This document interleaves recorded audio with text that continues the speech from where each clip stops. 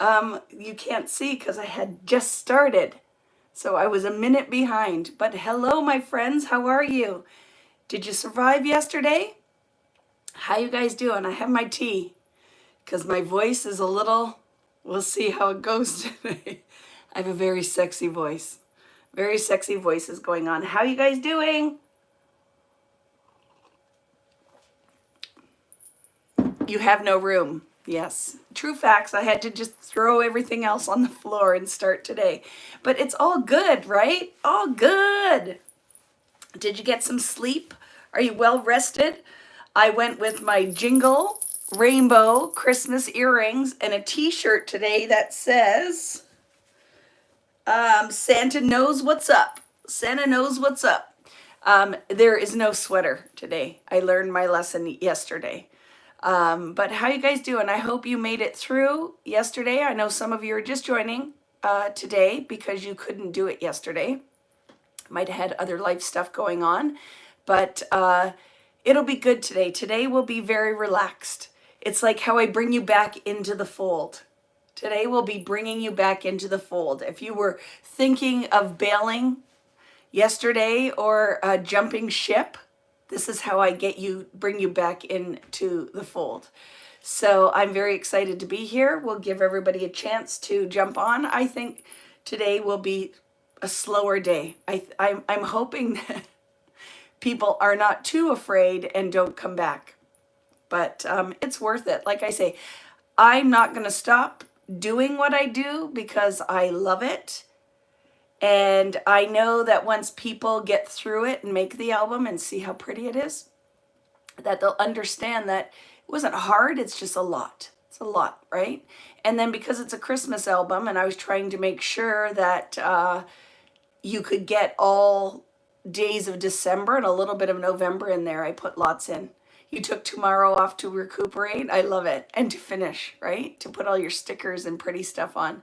But yay, I'm very excited to be here. I won't chat at you for long. I'll give everybody a little bit of time to get in here. And then, oh, and I just forgot.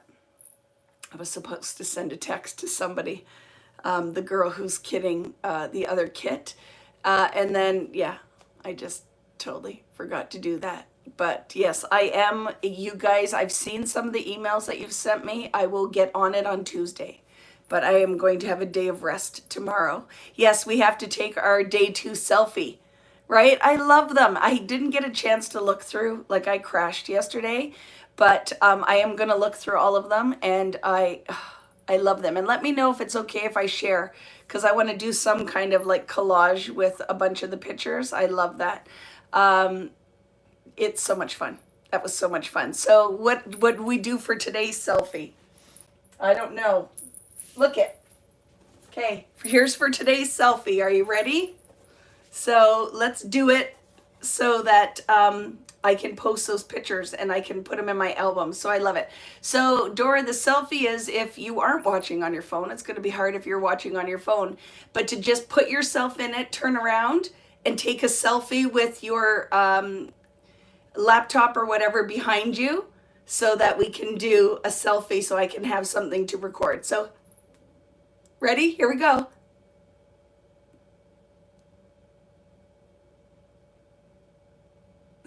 Are we done? I hope we're done. So much fun, right? Yeah, so there's an album pinned in the group, so I would love the day 2 ones because that was fun. You guys that participated, and even if you just take one throughout the day while we're working away, I love it. It's fun, right? That's a fun thing.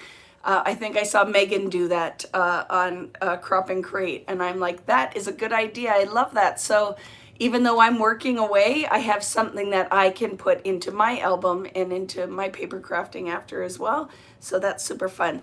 So yay! Let's put the sign back up. I even combed my hair in the back, so when I turn my head around, I'm not scaring everybody. But are we ready for today? This is how it's going to go. We're going to organize our papers because you will see there's lots left over. So I have everything that's kind of stacked. Good morning, Libby. Good morning, everybody. And then we are going to do paper cutting, which is nothing like yesterday. We'll get through that in no time. And then we start to do assembly, but I will leave like all the embellishing to you. I just take all the pieces that we cut and we put it on the page. There will be a little bit of fussy cutting, but it's not too bad, just a couple of pieces, and I'm going to do it with you. So if that's the time where you're like, I'm not going to fussy cut right now and I need to go walk the dogs, then you can walk the dogs while I'm doing the fussy cutting, right? So yay, let's do the things. Good morning. Happy to see you in New Zealand. And what time is it? Are you in the middle of the night? Thank you for showing up, Anne, because I know with us being on different sides of the world that it can be super tough. Hi, Adam. How are you in the UK? So let's flip the camera around. I have literally 3 drinks ready so that my voice stays working. 4:30. That's so crazy. What time is, who's here from around the world? What time is it near your place, in your place of residence? Because I know we had a lot like Sweden and Italy, and we had the UK and Australia and New Zealand. There'll be no voice tomorrow. No, there won't be. I was coughing a lot today too, so I'm hoping that that doesn't rear its ugly head. 7 a.m. Dorina? Oh, 7:30. Look at you guys. I love it. Thank you for showing up. So let's get to the things. I hope that you guys have your tea ready, your coffee, whatever you need. Hi, Pamela. Glad you're back. We will do all of the things. So let's flip the camera around and let's get started. So I have to Blair Witch you for a second.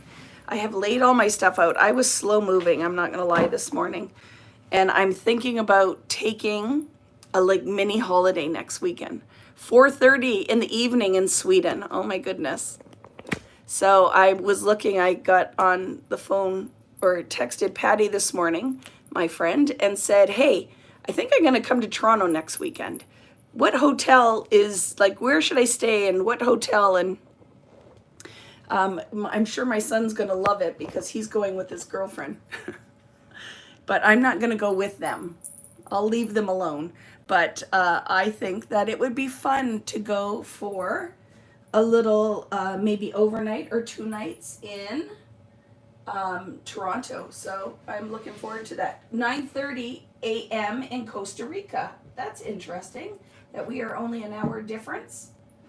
So make sure that you go and hover over your, make sure I'm live. So I will press my live button and go to your settings. See, my setting quality is down to 144. So if you look blurry, make sure you set your settings to 720 because that just made everything a little bit better. And the shadow, all my drinks are throwing shadows. So let me move those away a little bit. Okay. Yes, come to Toronto. Yes, I think I'm going to because the Christmas market opens. And I think that would be nice to just fresh air and go for some walks and some nice dinners. So I'm thinking about it. So I just have to talk him into taking Monday off because I think I would like to stay Saturday and Sunday. Okay, another festive tea in my teacup. I'm ready to go. And channeling my Christmas. You would love Toronto, Adam. And then where I live, the Niagara region, Niagara Falls and Niagara on the Lake, Ontario, where we live in Canada is very beautiful. But there are many, many beautiful places in Canada. It's just a big country, so it's not like you can just kind of drive all over. Take you a while. Like Nova Scotia's in the house, Irene's here, and it's one of my favorite places in Canada. I love it. You have Alberta and BC. Every single province in this country has something that is fun and interesting to see. So friends and I are taking Sunday and Tuesday and going to Collingwood and crafting in an Airbnb. You will love that, Sylvie. That's awesome. I have a family function on Sunday, so I will miss you. Will you function well with your family, Natalie? That will be nice. It's not a vacation unless there's a palm tree. I'll tell you though, Kim, I agree with that to a certain point, but it is a vacation if I am staying in a hotel and someone else is making my bed and making my food. That is a vacation for me. But I'm not really interested in spending all the money on COVID tests right now to go outside the country. So I will wait on that. That's coming, but I'm going to wait on that. And I think my first trip might be to Puerto Rico, right? I love it. So let's do the things. You ready? So we're going to be making some layouts today. And this time I ended up doing all double page spreads. But like I said, there's lots left. Lots left, right? So this is one of the pages that we're going to be making. So we're going to be doing the inking. So when we ink, I opted to go, the two colors I chose to work with were Evergreen Bough and in regular distress, or you can use oxide. And Tattered Rose I used in oxide just because it's very light, and I found it shows up a little bit more with the more opacity. It's more opaque. When I shared the ink colors, it was just ink colors that go with this collection. So you could find something, hopefully, in your collection of distress that would work. You did not have to buy. I never would put a list like that is a prerequisite for a class, unless it was like a month-long mixed media class, right? So if you bought them, you will not be sad. It's never a bad thing. Distress, to me, is a main tool. I use them all the time. You can swap out any colors you want and decide as we go along. So you will need whatever ink you want to use. You'll need your ink blending tool or your blending brushes or a sponge, whatever you want to add it with. I would never add distress directly out of the pad like we did back in the day, because paper is very porous and it will soak all the ink in, and it will be very dark and it's kind of wasteful, right? So yeah. These are the colors that I'm using. Like I said, it's a suggestion. You can use whatever you like. If you guys are single page lovers and not doubles, you could make each of these an individual page, whatever you want to do, because there's title work on both of them. This is one of my favorites. I love how this page turned out. So we're going to be making this one. We are going to be doing a little bit of fussy cutting. It's not a ton, so don't worry if your wrists are sore and your hands are sore. But I really think it's worth it on this page. We are going to fussy cut the ornaments out, and I love how this page turned out. And then I cut some little thin strips with black, a little bit of the leftover black cardstock when we're done. And I love how this one turned out too. Question, are we cutting first again, followed by clipping and flipping? Or are we building one page at a time? We're cutting first, because we always do, because I can control it. And then we're going to build layouts. Like I said, today is very relaxed and fun. Like, to me, is even like a wind down day. I love the layout days. So it's going to be so much fun. And then we have this one where there's a little bit of fussy cutting as well, but I'm going to kill you with the fussy cutting today. We're just going to cut out a few of those poinsettias because it's so pretty. And then it really tied these two pages together. And then this is where we're going to use that Tattered Rose oxide on this page. But again, you could use a light green if you wanted to. You could go in with a turquoise.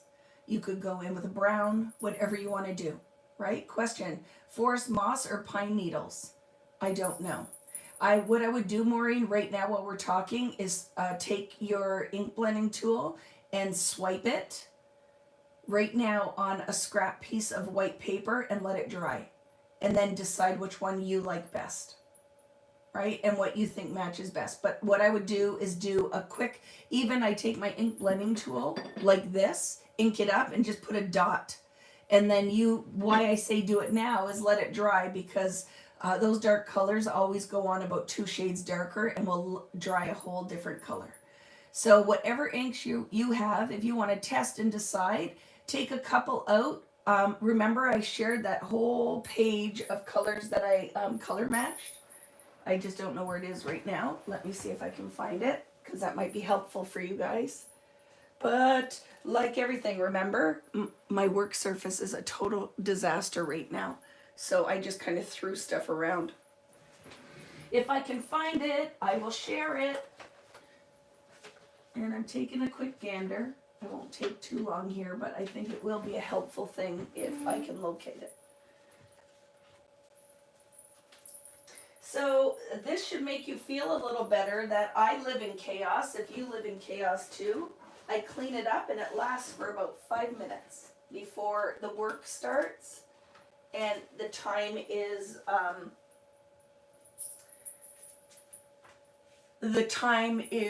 very limited for the cleanup side of it. I can't find it, but I think it is listed on the group page, okay, friends? So that might be helpful. Question, can I cut into my papers even though I'm not done from yesterday's? Yeah, just stick around, Debbie. Okay, let me get to it, friends. Let me explain what's happening today, and you will understand that I sorted all the papers out. So I'm going to run through it. I am literally your scrapbooking Yoda today. You are going to have all the information you need in a minute, okay? So let me get through. I'm going to run through the layouts, and then I'm going to pull all the paper. And what you're going to do, Debbie, is grab your whole stack, and I'm going to tell you exactly what to pull out of it. I have all of the ephemera already sorted, so you'll know exactly what we're using here, so you know what's left over, because there's lots left over for the bonus as well. So it's going to be so good. So deep breath, everybody. I'm going to run through all of it. It's going to be so, so good. Just a second. I'm going to be pausing to drink a lot today. I'm sure you can hear it.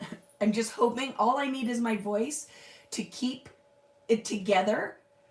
Like, keep it together voice until the end of the class, right? Because it's getting what are the 1-900 numbers? It's getting very, very raspy, but we'll do it.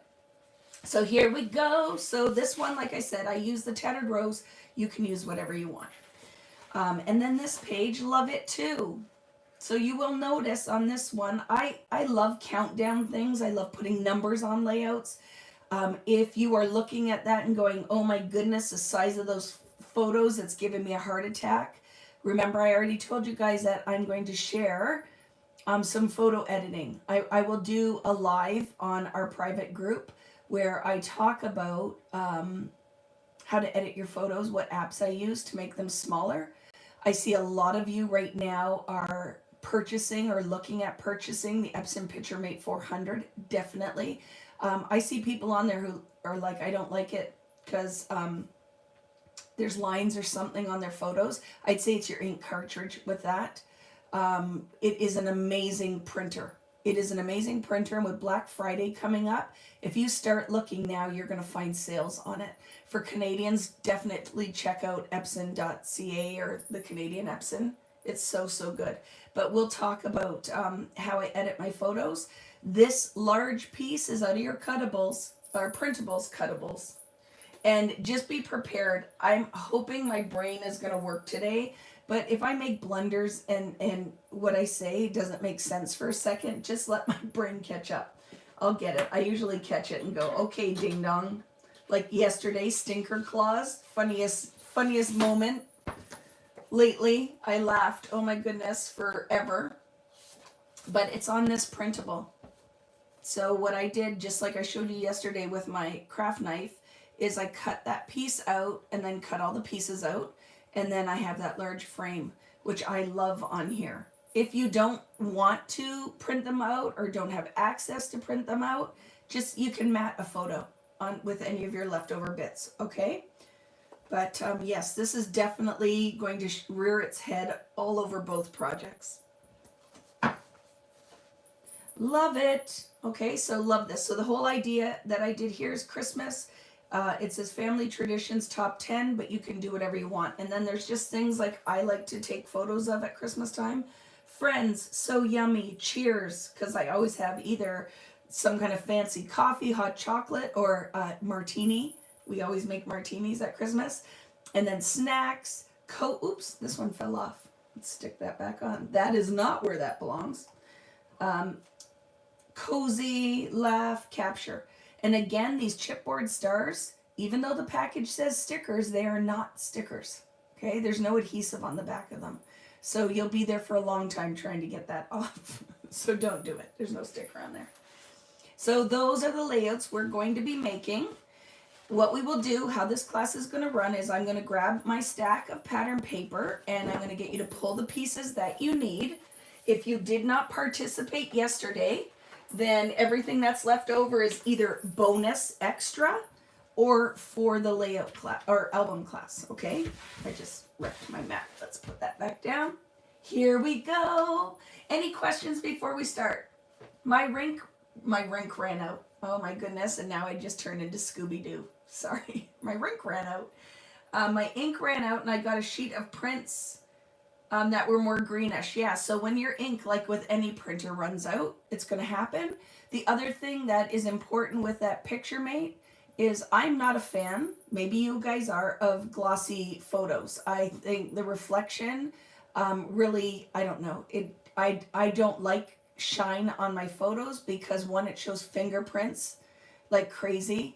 And I also think the reflectiveness of it, the photos aren't as pretty, but it's personal choice. If you like that, that's fine.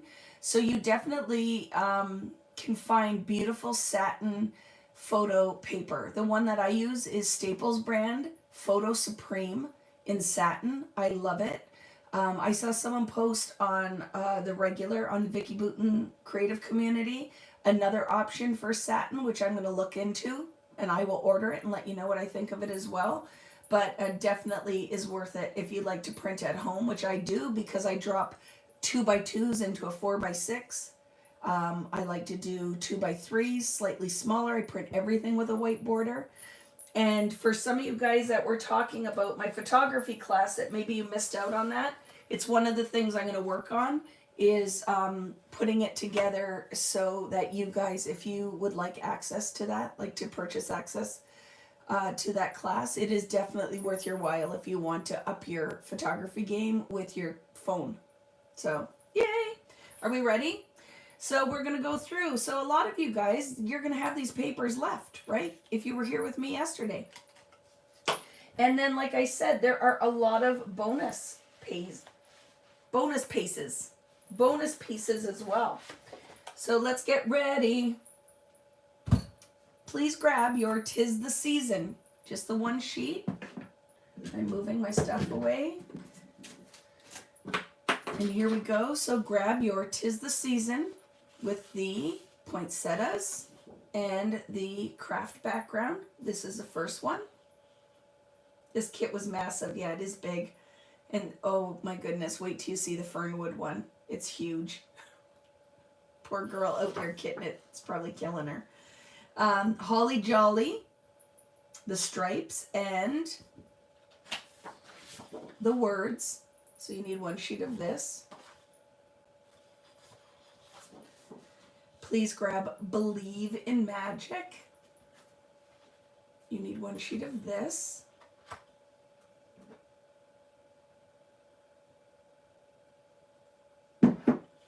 It has the words and the holly leaves. So one sheet of that. Grab stockings. Oh, and I want to see. Let's put this stuff in order. So grab your paper and then we'll put it in order. I don't actually even know if we use all of this, but let's grab it and then we'll pull what we need out of it. So grab stockings, because I think I just separated it, but I'm going to put it in order. So in order of how we cut. So grab Evergreen. I love that paper.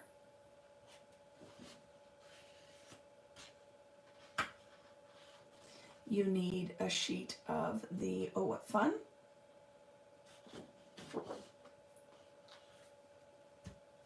Okay. And then for your cardstock, I don't know what, just give me a second. I don't think we use this. I think that's the extra. This is what we need, I think. Give me a second. So you need for your bases of your layouts. So get these out, but these are the bases of the pages. You need the crepe paper and Holiday Wishes, which is your wreath. That's one base for one layout. You need to have Beautiful Sight, Deck the Halls, and another sheet of 'Tis the Season. Okay, so this will be the base. We're cutting out Deck the Halls, so you can set that one aside, okay? Because we're going to cut the Christmas balls out of that one and a piece off of it. So for right now, grab these two. That's the base of another layout. And then you need 2 sheets of Oh What Fun. Okay, that's a base. You'll go like this. So you need 2 sheets of that.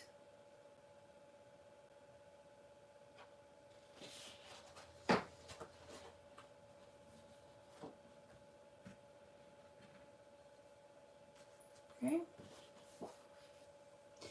And then 2 sheets of the Hello December. Okay, 2 sheets of that. So these are all your bases. So I'm going to leave those together because then when we're ready to do it, I have that whole stack of bases for the layout. I'm going to clip mine back together with my beautiful rainbow clip from Color Study. I bought a whole case of them because it makes me very joyful. And now let's put our paper in order of cutting, okay? Let's put it in order of cutting. So there is one thing that you will need to do if you weren't here yesterday, right? If you weren't here yesterday, apart from what I just told you to pull, there's extra paper in your kit that has, this is a crepe paper. I think it's called Deck the Halls. You'll need to grab that because I'll tell you what size you need to cut off of it. And the other thing that you're going to need is another sheet of Holly Jolly. So if you were not here yesterday, this isn't for anybody else. It's only for people who didn't cut paper yesterday. You will need Holly Jolly and Deck the Halls, the crepe paper one. Grab those sheets, and at the end, I'll explain what you need to cut off of them. We won't do it right at the beginning, okay? So grab this for right now, set it aside, and then I will remember to tell you what to cut out of it. Yay! So the other thing you need from yesterday, or if you weren't here yesterday, just grab the sheet of black cardstock. You need the black cardstock and a sheet of red cardstock. Okay, so the red cardstock and the black cardstock. For anyone who was here yesterday, they have the black already, right? You have the black already that had the piece cut out of it because we only cut, I think, a 3.5 inch strip out of it.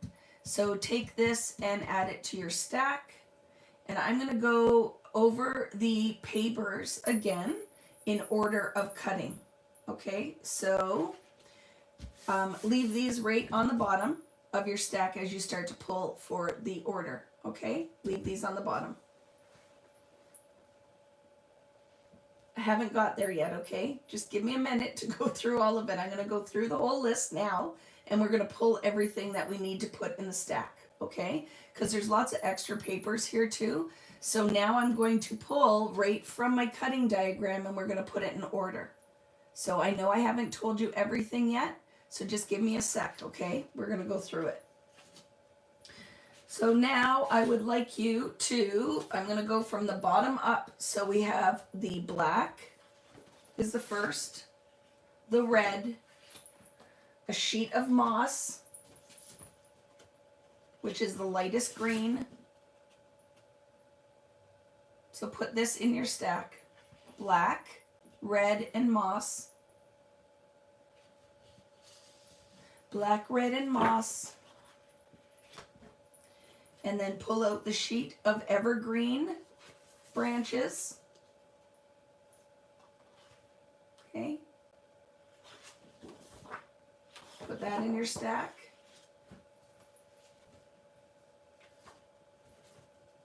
Stockings. So I'm even looking for mine, so it gives you a minute. Stockings. It goes in your stack. Holly Jolly, which is a stripes and text. Put that in your stack.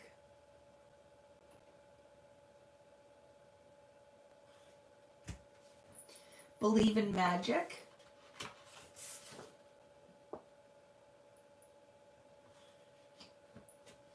And then you need your Deck the Hall ornaments.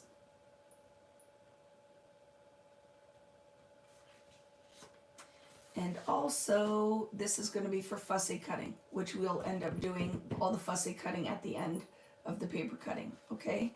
So throw that on here.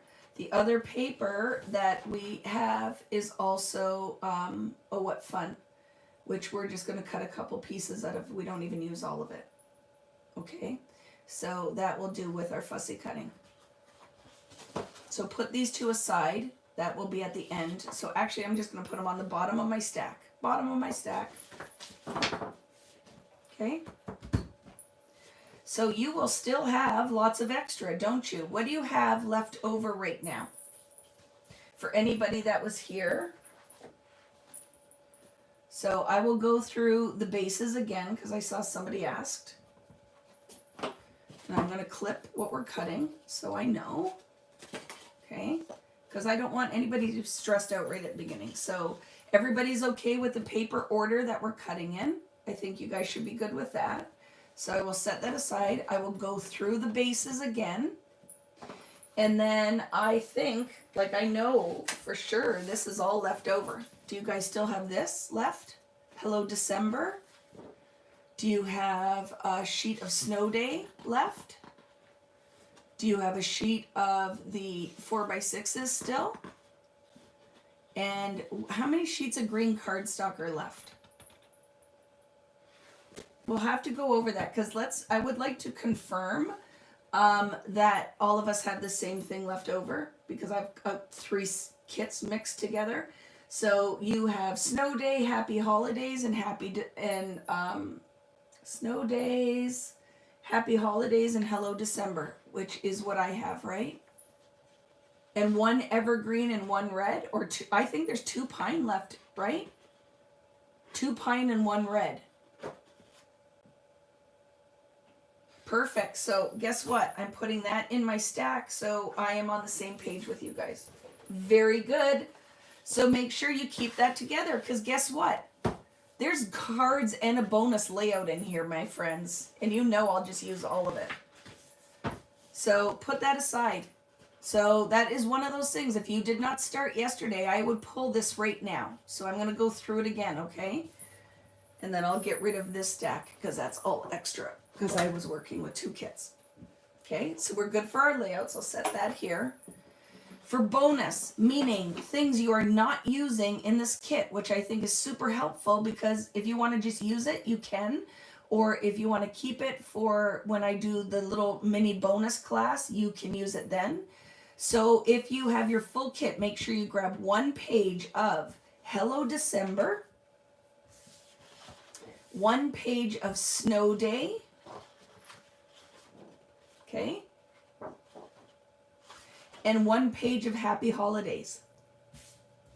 These are all extra papers. And then 2 sheets of pine, which is the dark green. Some of yours has dots on it, some is plain, because remember, pine was the hardest paper for me to locate. So when she said, excuse me, will you purchase the basil dot instead? And I'm like, okay, and it's called Thicket. So whatever you have in there, you need 2 sheets of that and 1 sheet of red. And then you just stick it in your pile and you know, regardless of where you are at right now, that is not going to be used. It is bonus. And we can use it for a bonus layout and we can make some cards. So that's all extra, okay?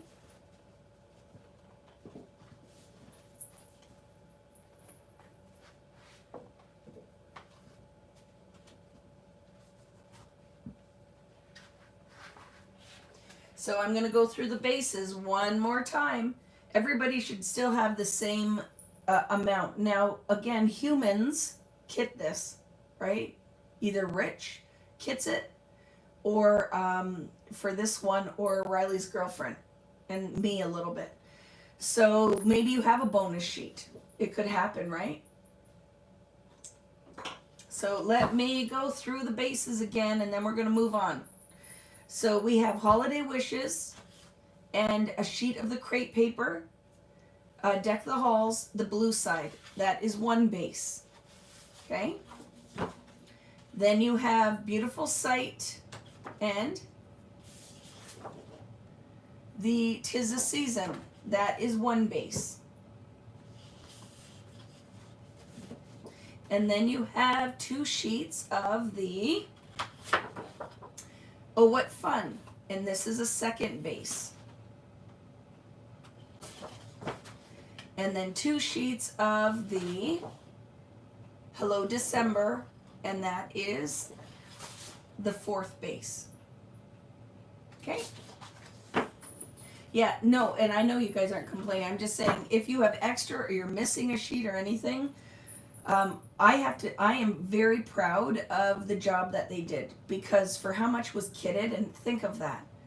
600 kits times, I think, 38 sheets of paper. That's just pattern paper, plus the cardstock, plus embellishments. If there was like a double of one embellishment or something missing, I think I'm really happy. It turned out really, really well, right? So we're good with it. And then, like I said, anything that is an issue, I will deal with on Tuesday. And there are things from our scraps yesterday that we will be pulling out. Like, I don't know if we cut this as well while we're doing the layout, so I just grabbed two of those Happy Holidays, Merry Christmas, because I know we use it. But it could be on the base of one of these pages too. It is. So these are extra. You don't need them now. Very, very good. Okay, are we ready? We're going to paper cut, my friends, and then we're going to do the inking.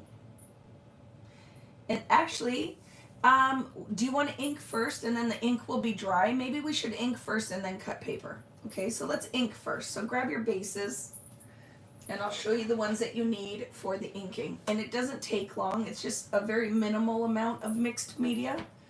But if we ink, then your ink will be dry and it's a good warm up, and then we'll do the paper cutting.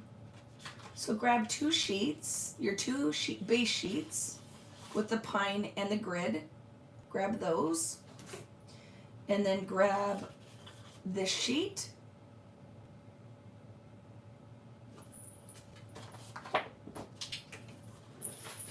and the other thing you're going to need, which I told you I would tell you what you need to cut if you were not here yesterday, you need, now I'm trying to figure out where I put it, you need the little grid piece. And Vicki has to stand up because I put it somewhere. I put it aside so I wouldn't lose it. Do you ever do that? Oh, I put it out of the way so I wouldn't lose it. And then guess what I did? I lost it.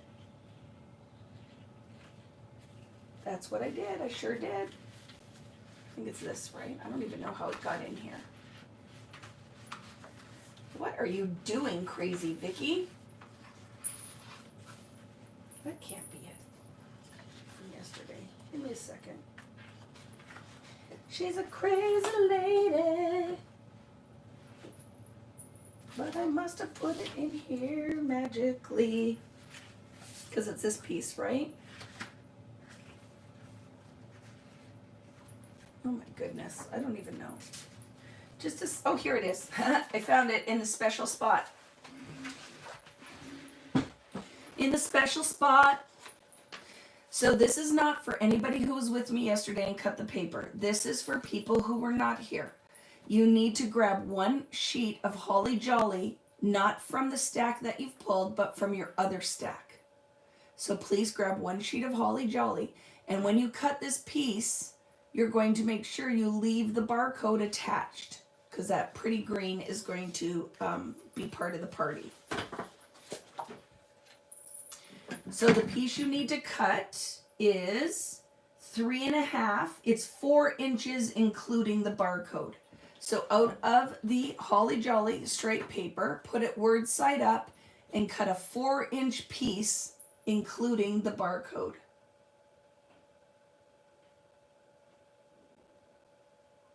You take care of yourself, Pamela. All of this stuff will be here and recorded when you need it.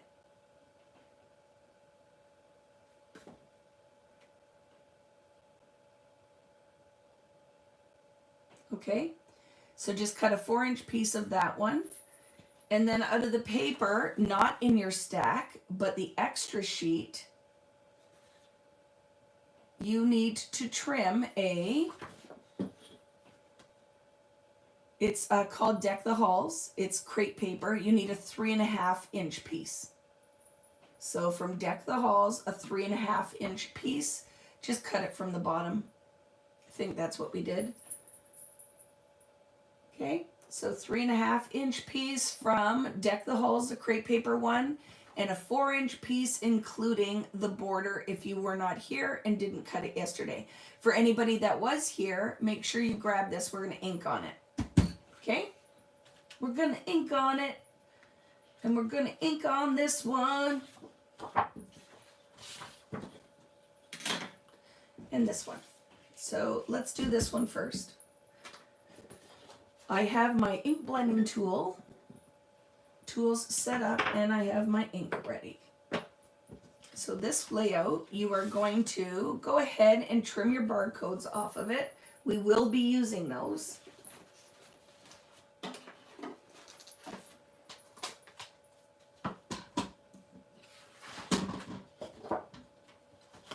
So go ahead and cut your barcodes off. They will be actually on this layout. So just kind of set them aside when you are done with that. And when we get to this page, you can grab them.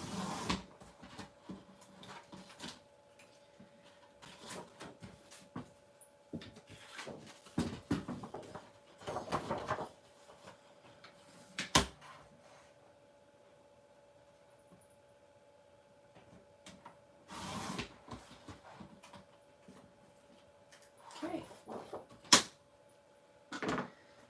Let me know if my earrings are driving you crazy too, and I can take them off, because I know this could be a lot. It can be a lot. Okay, so the page can go like this. And let me give you a visual reference.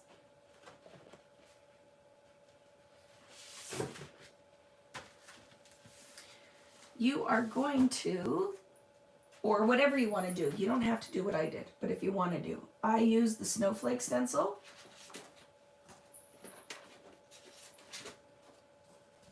And I placed it and then moved it. So I'm just going to ink some snowflakes. And again, I went with Evergreen Bough. You can pick whatever you like. You could go with a pretty blue if you wanted to. Totally could go with a really soft blue on here. It's snow, right? So whatever you want to do. You keep looking for your cat. It's Vicky over here. It sounds like a dog running around. It's my head bobbing because I'm dancing while I'm working too. Okay, so we're going to do that. Now you could tape this down with a little bit of washi. I just hold my stencil and go. Okay. So I am going to load up my ink blending tool. And I am going to lay the stencil right at the top and literally just put some darker areas and some lighter areas. Like I said, you can use whatever color you want. It is your page. Do what makes you happy. I'm going to ink up some areas so I have some darker snowflakes and some areas that I just leave lighter, because you know this will dry about at least a shade lighter. Okay. So I'm very curious to know if everybody made it back today, or if there are some that were like, oh, I'm still suffering from yesterday. How about our ladies in Louisiana? I wonder if that crew is still here. I don't know if you guys got together for 2 days or just the one day. Okay, see how pretty? Very subtle. There's some lighter and some darker. And then just move the stencil over. It doesn't line up, like you don't position it again. I just make sure that I move it over so I'm not putting a snowflake on a snowflake. But it wouldn't matter. It would still look very pretty because snowflakes do kind of overlap when they fall from the sky, right? So again, just go in, put a little ink. I try to pick up all the ink off my stencil because then it's less cleanup, and redeposit it. Some darker, some lighter. And that's it. And you're going to do the same on the other side. Yeah, poor Dandy. Probably still, Natalie said, cleaning her bathroom explosion. That is no fun. Water is a serious business. We have, one of the things that I've come to realize is I will never, ever again have a fridge with any kind of water hookup because they tend to leak. Like when I asked the plumber when he came and I said, is this like a problem you see a lot? And he's like, oh, you wouldn't even believe it. People go away on holidays and their water line bursts on their fridge and they come back to a whole flooded house. Or the kids grab water and they don't realize when they walk away that it didn't shut off and your whole kitchen is flooded. So what happened with me in this house is the water line on our fridge has broken 3 times. Three times. And guess what is right underneath the fridge? My craft room. So we had just finished this new craft room, which I love. I'm so excited about. I come down one morning and there is like a boob, a whole bubble in the paint in my ceiling, and it was the fridge. Had slowly been leaking and running down the tubing, so it didn't go on the floor, so there was no heads up that it was happening. It was running down the tube, slow drip into the ceiling. Thank goodness the paint was fresh, right? Because it's acrylic paint, it's like plastic. So it held all that water, so we just had to poke a hole in it and put a pail underneath it and caught it. But I will never, ever, ever do that. Yes, but it's very smart. And that's what the plumber said. Everyone should turn their water off when they're going on an extended vacation. Turn your water off, right? Because that is just not fun. So see, very pretty, very subtle. Just a layer. This is why I love paper that has a subtle pattern on the background that you can ink on top. You did great, Judy. If you had to press pause and you stuck around for as long as you could, right? You do what you need to do. It's fine. Because I do it live, right? I just have to truck through. But there's no expectation that all of you are going to follow along. And by the way, Angie, copper tubing. We have copper tubing. But you can't put copper tubing right into the refrigerator. It's a plastic tube. That plastic tube sprung the tiniest pinhole of a leak. And thank goodness I was in the kitchen and I heard this hissing. And I'm like, where is that coming from? And pulled the fridge out and water was in a tiny little pinhole. This is the 3rd time, was just spraying everywhere. And we had the plumber come and cut the water line off, because then we found out on top of the leak we had, the valve that you turn, like a tap that you turn, wasn't working. The valve had broken, or whatever it is, the fitting had broken. So I'm like, just cap it, we're done. I have an ice machine and I went out and bought a water cooler. I'm like, no more, because you have hardwood all over your house, and water damage is the worst thing to repair. Mold can grow. So I'm done with it. And I laughed with my friend Patty, and I were talking, and she said, like, and wait till you try to find a new fridge that does not have water features. So we'll be searching all over, because we're going to have to replace our fridge. Yes, similar from our under the sink filter system. So true. It's a nightmare though, right? So yay, that's it, friends. Okay, for this piece. And then this will dry quite a bit later, and I find it very subtle. Like I said, I chose evergreen bough because it kind of matched closely to the grid underneath, but you can pick whatever color you want. And I would love to see, what colors did you guys pick? Did you go with a light blue? Like, because even though it doesn't match the line, but I think would be beautiful, You could use any of the light blues, and I think it would be beautiful on here, right? So Heather's saying 4 different water incidents. I felt like I was possessed by a water god. Yeah, it is, and it's a nightmare to clean up. Crystal used rustic wilderness. Tumbled glass. Yes, Brenda, that would be perfect. Pine needle, selvage patina. Yes, any of them, right? Fresh asparagus, very pretty. Peacock feathers would be gorgeous on here, Lisa. So you see what I'm saying, right? Just a subtle, whatever you have will be pretty. Super pretty. Did anybody have evergreen bough? Did you use it? If you don't own this color, it is one you will want to add to your collection. So when you put, the list that you guys have that when you're going to buy a new color, you will love it. If you follow Tim and you follow Paula Cheney, the reason I bought evergreen bough is because she does distress and vintage, but in that soft, pretty vintage. And she uses evergreen bough all the time, and I absolutely love it. So it definitely is worth adding to your repertoire. Love it. Okay, going to set that one aside with my backgrounds, wherever I put them now. Oh, here. And then the other one that we're going to do. Oh, these earrings, man. They're very ching-a-lingy, ding-a-lingy dingy.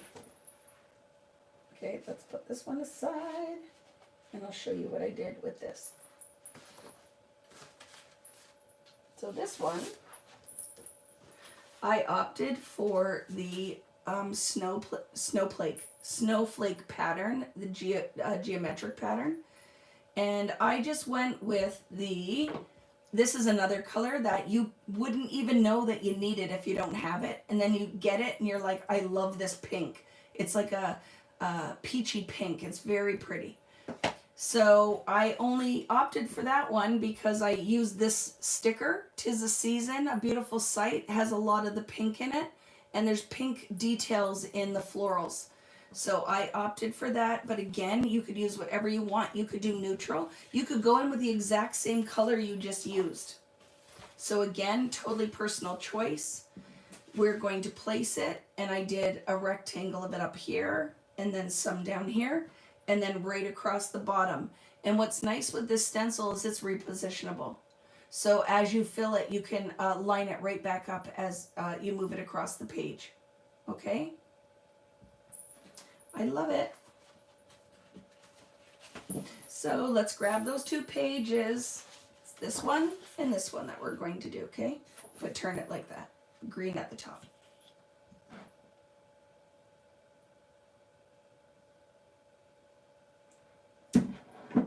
Nope, it's Vicky jingling. See, it's like that song back in the day I listened to from, oh, what is that good looking dude? They're jingling, baby. There's LL Cool J has a song about the earrings jingling. That's me today. They're jingling, baby.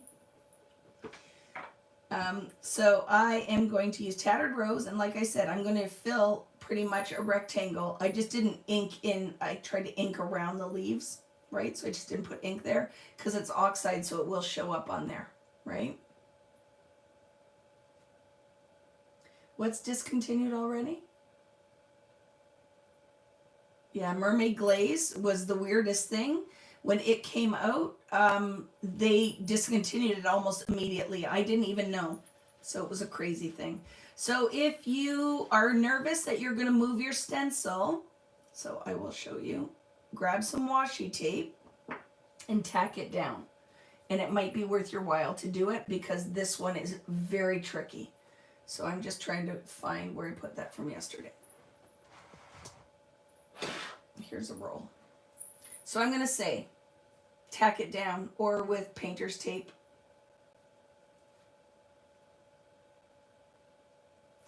Yeah, I loved LL Cool J. And my brother had a old white Corvette, and I was allowed to drive it to school.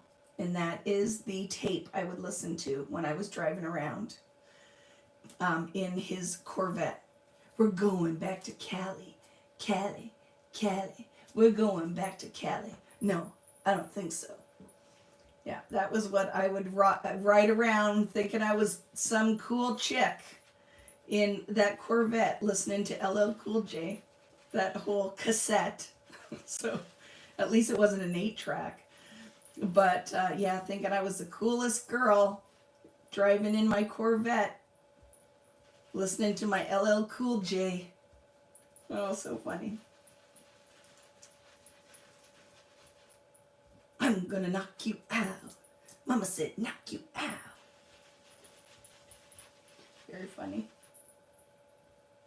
Yeah, you could use pixie spray, whatever you need to do. Is it clean off your stencil easily? I have like 3 cans of it, but I've never used it. But does it clean off your stencil? Oops, look what I just did. I moved it probably. No, it worked. Okay, so I did one corner of this. I just love the subtleness of this color. Use whatever makes you happy. Right? A corner up there, and then did some down here. And down here I didn't do like a whole rectangle of it, but do you see what I'm saying? Look, my stencil totally lines up. So I can move it down here and keep, oop, not there. You gotta find the pattern. But I don't care down here, I'm gonna cover most of it anyway. So put that here. And I'm just going to throw, I'm not going to do a whole rectangle. It's going to be a little bit more subtle down here.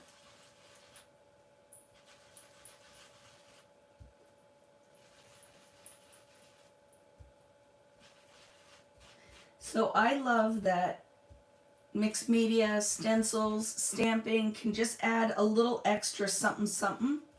But it doesn't have to be where it's like as labor intensive as some of my Friday Night Lives.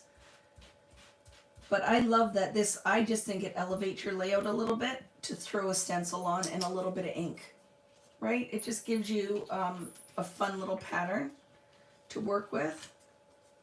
I'm going to add maybe one more area right here just because I want to. So I know when the stencil's placed or the mats are placed that you can actually see the ink. Okay, so just kind of filled in the open space. And then on the other one, I started on the side and then moved it across.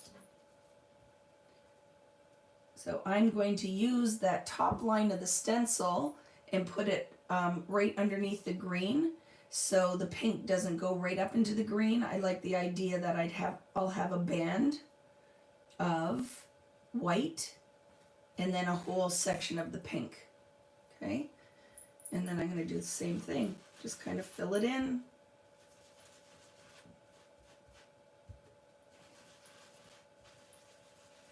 Some areas a little darker, some lighter. You could totally do some watermarking on this if you wanted, but the color with the pink is so light, I don't know if it would show up very much. But for some of you guys doing darker color, you could put a couple water droplets on there, just to break it up and make it look like worn wallpaper or like a funky pattern. And then just find the pattern with your stencil. You have to move it around to figure out where it goes. And then I moved it across. It just takes me a minute because my brain is a little slow today. There it is.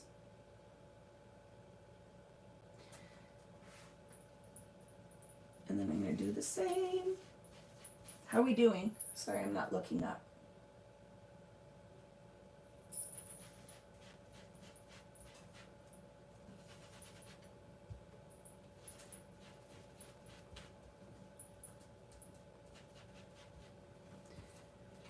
And then one more. So it's very subtle. Look how pretty that is with the words.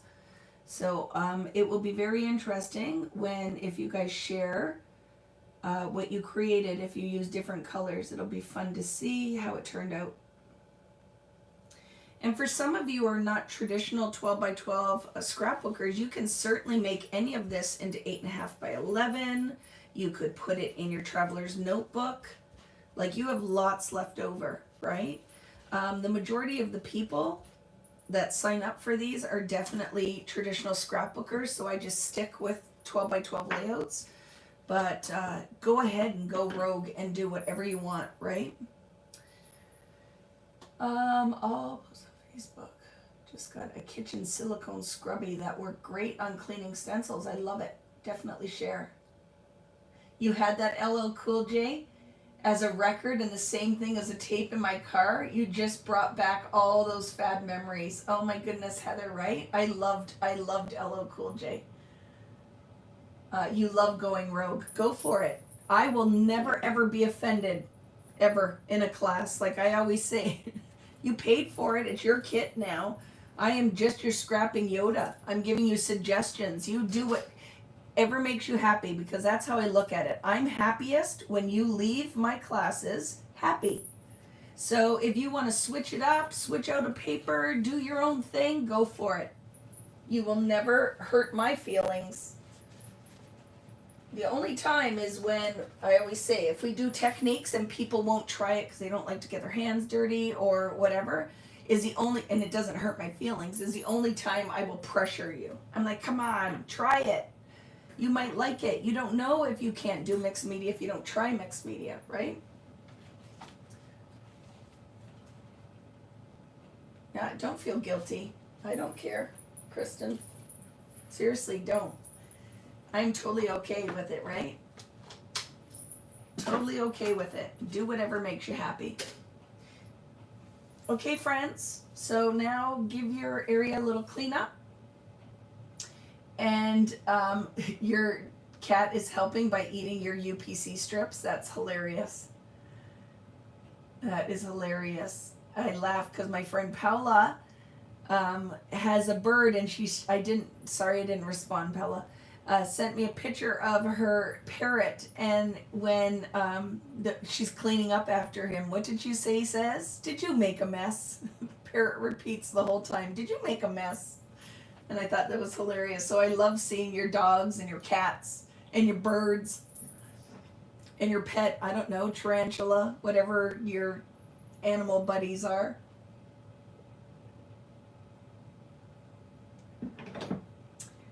Using the poinsettia stencil as we have summer Christmas. Yeah, definitely, Denise. Definitely. You can switch any of this stuff out, right? Have you really crafted if your fingers aren't inky, right? Yeah, but look it. That wasn't bad. Okay, let's do the things. We're gonna start the paper cutting.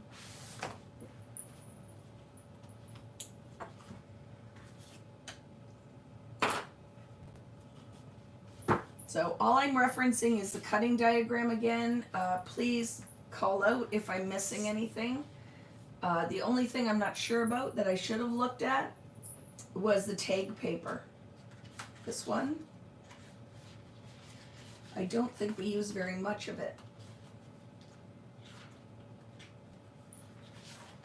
I know we use one strip like this, but do we use any of these other tags? If somebody can reference the cutting instructions, the written for Oh What Fun, just let me know what I said on that one. I am curious when we get to it. Okay, you ready, friends? Grab your paper trimmer, grab your paper clips. No, today. I know we use a piece of it today because I saw it, and I know we used it in the layout album already. So I think the only thing I used on this that I can think of right offhand, is it in your cutting instructions? Oh yes, we use this, and it is a leftover from yesterday. Okay, that is a leftover. This we used in the album. We didn't use this piece, I don't think. We'll figure it out when we get there. Is there any cutting for Oh What Fun in the written? This could be an extra piece that I don't even realize I have in here. I don't know. We'll figure it out. It's not a biggie. I just noticed it on one of the layouts. Yeah, I think it was leftover from yesterday. So we are going to grab this. So there's no cutting on that paper. Yeah, it's left over from yesterday. I'll explain it when we get to that page. So no worries. We'll just move on. Vicky's making stuff up as she goes along. Only thing we're going to cut out of this paper are 2 mats. And then the rest we're cutting ornaments out. So it's important that you cut out of the bottom of this page, otherwise you will not have the same ornaments as I do. So out of the bottom of this paper, you're going to trim a 4.5 by 12. So opposite the barcode, a 4.5 by 12. 4.5 by 12. And then I just cut the ornaments, all of them out of here. And we'll do that at the end, because then if you guys want to break, you can take it while I'm fussy cutting, but I will fussy cut it with you. Or whatever we decide. Fussy cut it when we do the layout. Whatever you want me to do. Whatever you want me to do, we can decide. I'll be here as long as you want me to be here. And then from the 4.5 by 12, trim 2 6-inch pieces. And we're using the red side. Okay, so it was a 4.5 by 12, and then we trimmed 2 6-inch pieces. And you never have to apologize, Karina. You were helping me.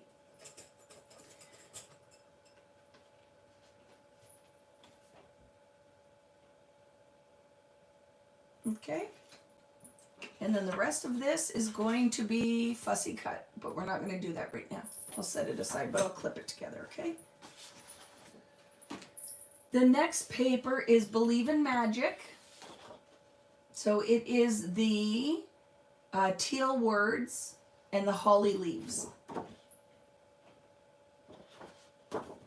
Okay, trim the barcode off of it.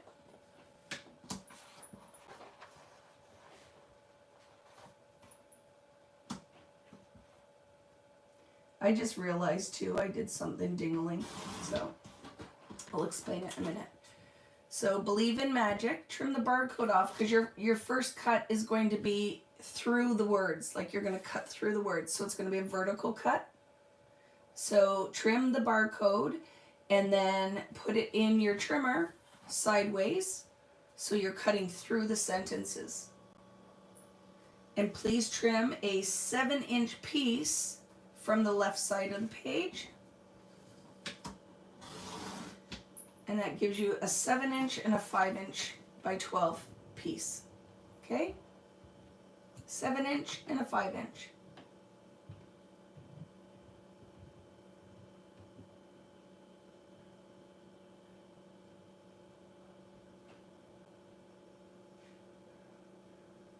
Okay? So take the 5-inch piece and trim a 10 3/4 piece from it. 10 3/4 by 5 will be the finished size.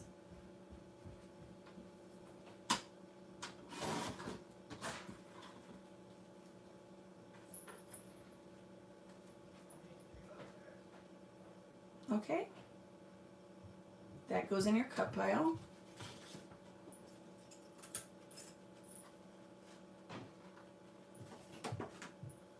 And then out of the remaining 7 by 12, you're going to trim a 4.5-inch piece out of the bottom.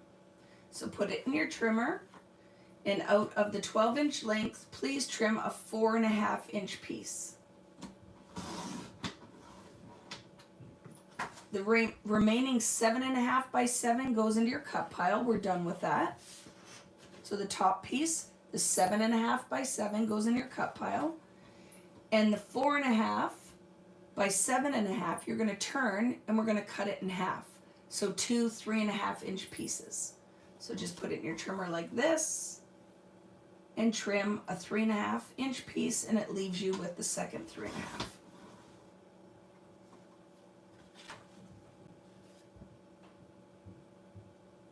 Okay? Just follow my direction and you guys are going to be fine. I always put, remember, one side up so I know if I'm looking for that paper. And I will attach the barcode. Look how pretty that one is. And Lynn, the math wouldn't have worked. So it looks, the 5 looks like a 6, but 7 and 5 would make 13. So just assume that it's a 5. So friends, I just realized we inked that other page, and let me make sure. It's the same size though, isn't it? So I didn't mess anything up, I don't think. Might be a little bit bigger, but we can trim it off. Because see here,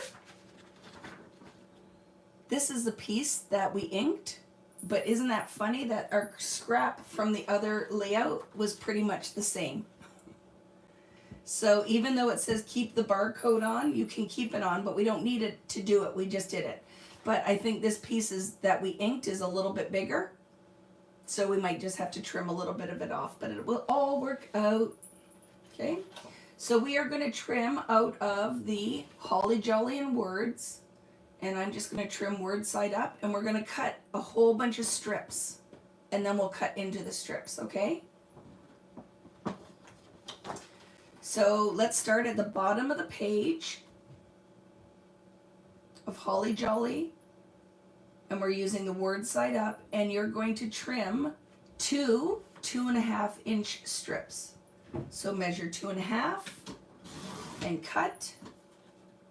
So 1 2.5 and 2 2.5.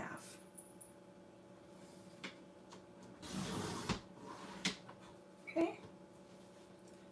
So to start, our 2 2.5 inch strips.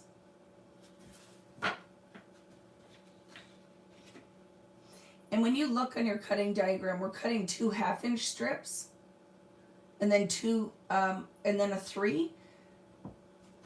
For me, to make it easier, I'm going to flip it because it just is easier for me to cut those small pieces when I have the support of the bottom. So I just flip my strip around, but I'm just cutting 2 1/2 inch strips.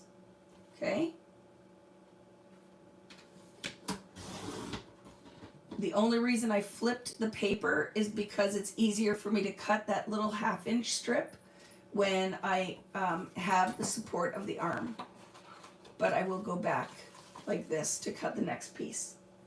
Hopefully that makes sense.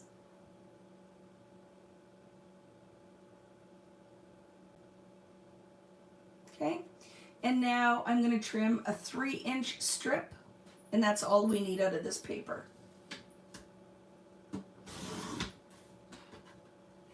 Okay, so you don't need this right now.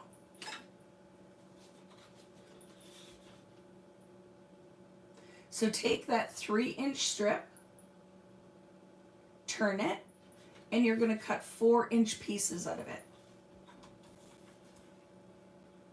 So they're 3 by 4s, and you will get 3 of those.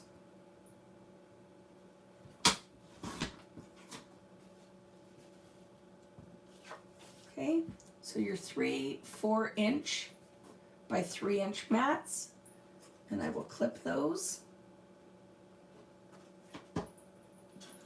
I can clip my 2 1/2 inch borders with that as well. We're not cutting into those.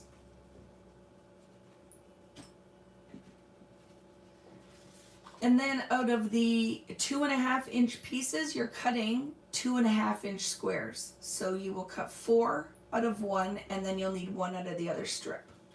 So just turn it, measure 2 1/2 inches, and cut as many as you can out of that strip.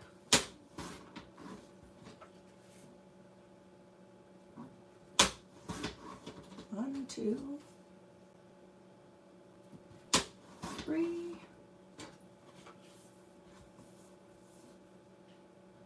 And 4. I just flipped it because I like the darker edge on this piece, but it doesn't matter. Okay, so there are 4 2 1/2 inch pieces. Clip, and I'm going to cut 1 more out of this strip, and that's all you need.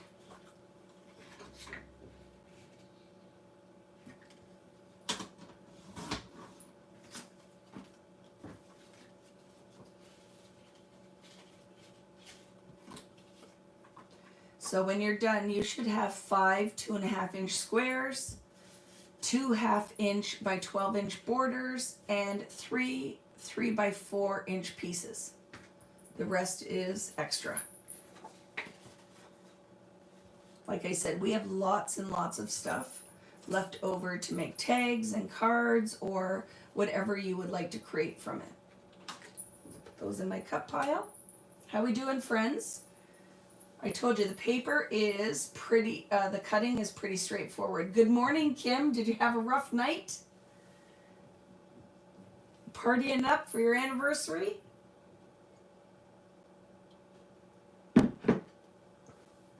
Okay, the next paper is stockings, and this one is super easy. We're using the green side, and we're going to cut 3 strips. That's it. So I'm going to put this in here, and I'm going to trim. The first 12-inch strip is a 4.5-inch piece. 4.5. And then a 2.5.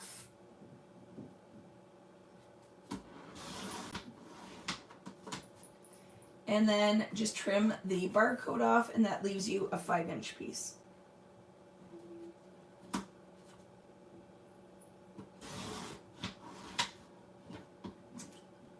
Okay, so just those 3 strips, a 2.5, a 4.5, and a 5.5.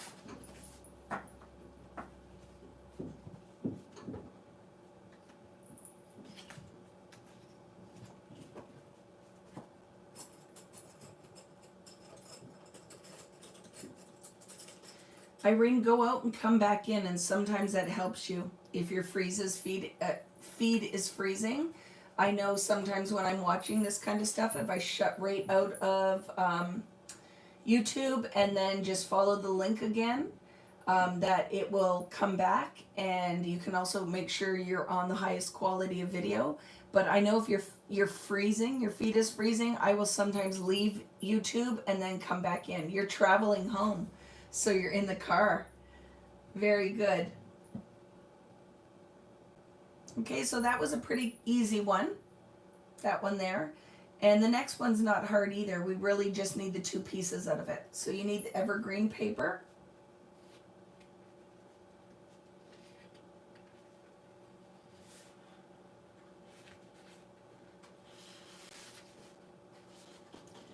Okay, the evergreen paper. We are just going to trim, and you're going to notice, because I'm a weirdo and I like the distressing, so the pieces we need are literally out of the top and bottom of the page. Okay? So I'll show you where we use this, and you'll see what I'm talking about. There's one side, where is the other half of that layout now? Just give me a second.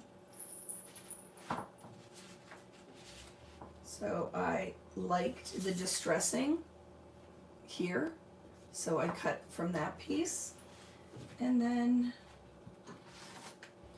the distressing there. So I just made sure when I cut the 2 pieces that I got the funky fun parts. And you can put this layout like this, or you can put this layout like this, whatever you want to do. Okay? The B side is your favorite pattern. Yes, the geometric snowflake. I love it too. So we're going to trim 2 5 by 12-inch strips. And like I said, I'm going to cut one from the bottom of the page. And then I'm going to trim my barcode off, and I trim the other from the top of the page. You do not have to do that if you're like, okay, that's just craziness, Vicki. Do whatever makes you happy. But I am trimming 2 5 by 12-inch pieces, and then they need to be, finished size is 8 by 5. Okay? So I'm going to take that piece, and I'm going to take that piece. Both of these, and I'm going to trim an 8-inch piece. 8 inches, and the finished size is 5 by 8. So whatever you want to do. Okay? I actually trimmed the other end of one of them, but it's all good. And this is extra. I'm going to put it in my extra pile.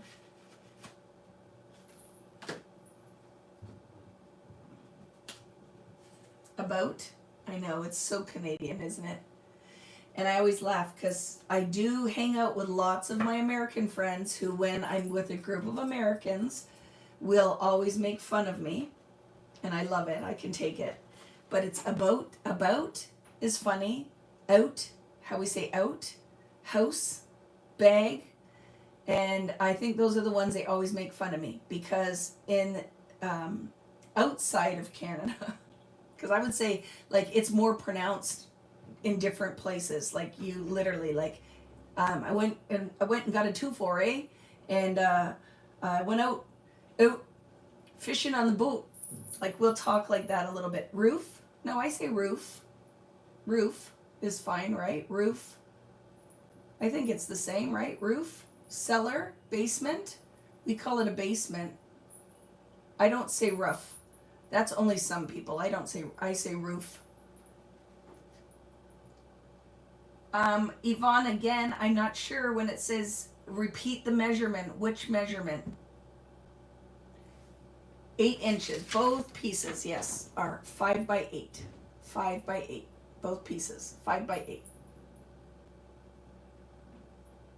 Oil. Yeah, I think it just depends. Some people, right?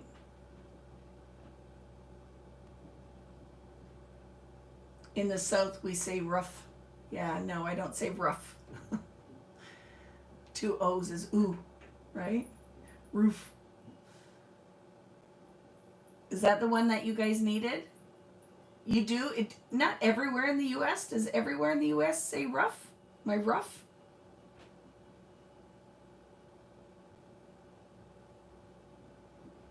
Well, we all have accents. It's just all our accents are different, right?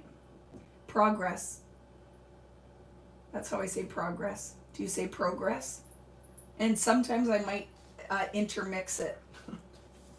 Okay, the next paper we're gonna cut is the cardstock moss. I always, right, find that interesting when we have these conversations. I say roof. I don't say rough. My rough. But bag, because I always laugh. In my American friends, your vowels are much longer, right? So what was the one that you said that it sounds funny? Because like house, where it's like house, like it's very short. The vowels are very long.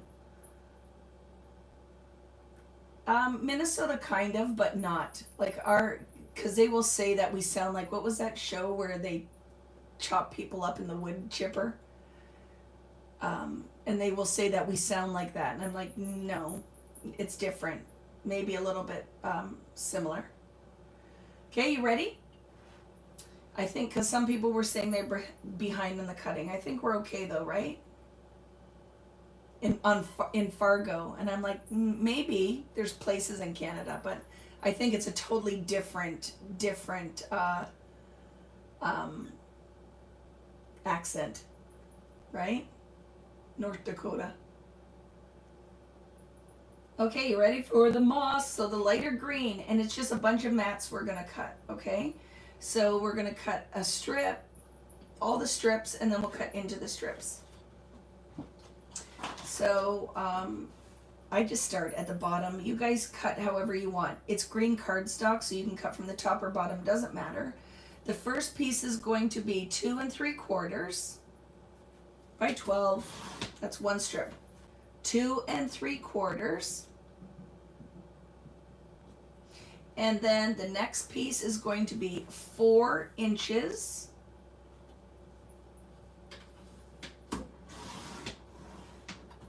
So 4 by 12 to go with our 2 3/4.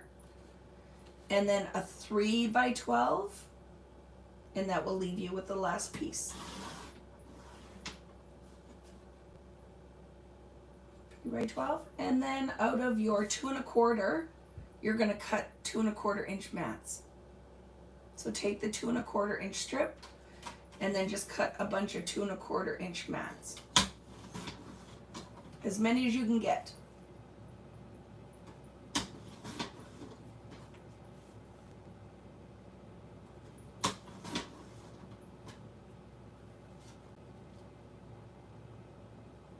go by my cutting diagram, right?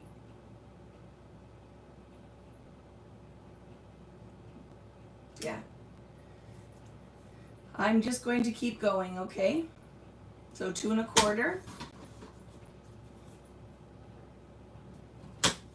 and 2 1/4. So that's it for that strip. I know for some of you, like I said, I will teach you how I print smaller photos, because I know for some of you might look at that and go, oh my goodness.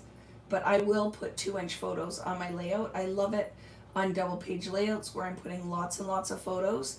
So like I said, I will show you, there are a couple different apps that we can use, and then I'll talk to my good friend Natalie and see which app she uses, because she's not an iPhone user, because some apps will not work for iPhone, right?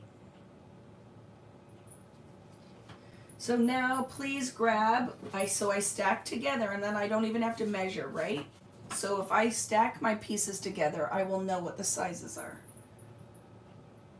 So I am going to grab the 3-inch, which is the medium size, and I'm going to cut 4-inch pieces off of it. Okay? So these are 3x4s out of the 3x12-inch strip. You're going to cut 3 4x3s. Okay? That was out of the 3x12. We cut 4-inch mats. I actually use the cardstock is thicker, my bigger clip. And then we don't cut into the small one, the 2x3 1/4, so just set it aside. Out of the 4-inch piece, we're going to cut 2 3-inch mats, and that will leave us with a 6-inch mat.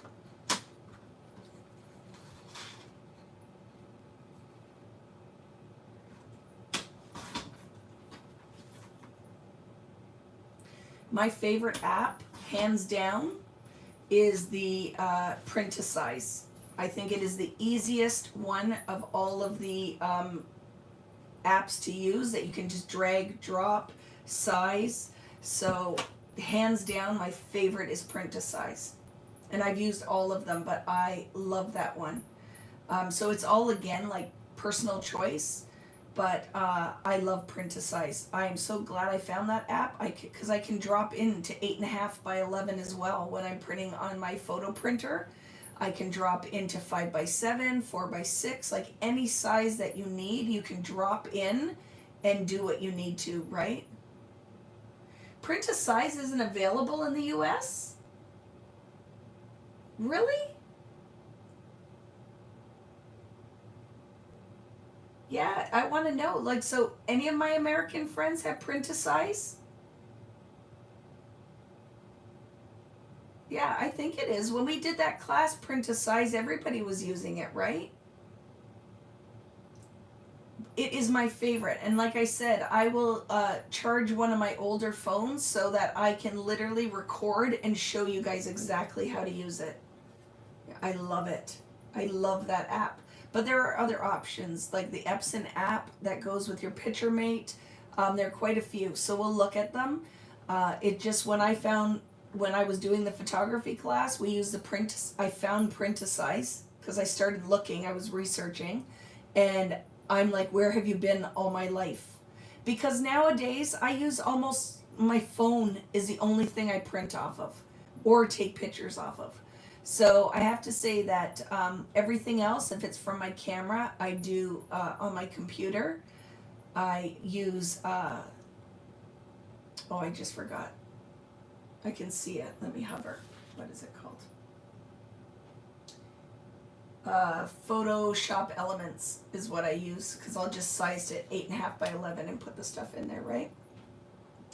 And now we are going to cut the red, and then the black, and then the fussy cut, and then we're good to start building the layouts. Okay, so out of your red cardstock, you are going to trim a 3.5 and a 4 1/4 inch strip. 3.5 and a 4 1/4. Okay, 3.5 by 12. 3.5 by 12 and 4.25. We don't use the rest of this, so it can go in our pile for tags and cards and bonuses. So the only thing you needed out of the red was a 3.5 and a 4.25.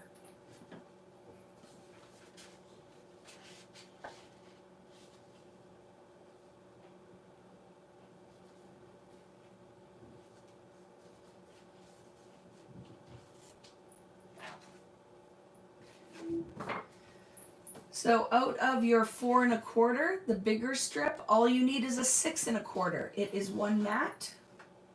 And guess what? That 5.75 is also bonus. Don't need it for right now.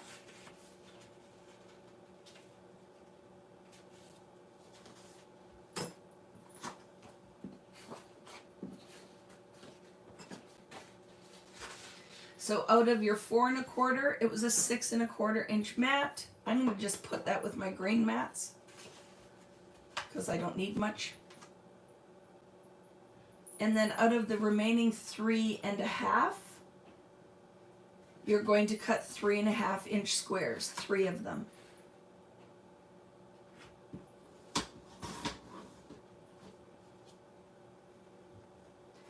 I wonder if they took it away. We'll have to find another option, friends. That's so crazy. Yeah, we'll look. We'll figure it out. If there isn't that one, I'll find you another one.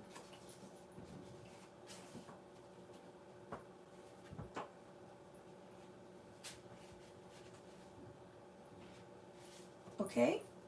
So that's all you need out of the red were those 4 mats. The rest is extra.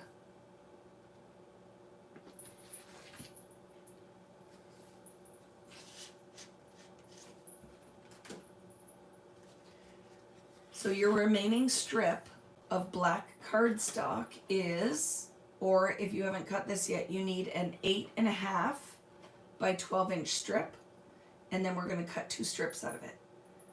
Okay?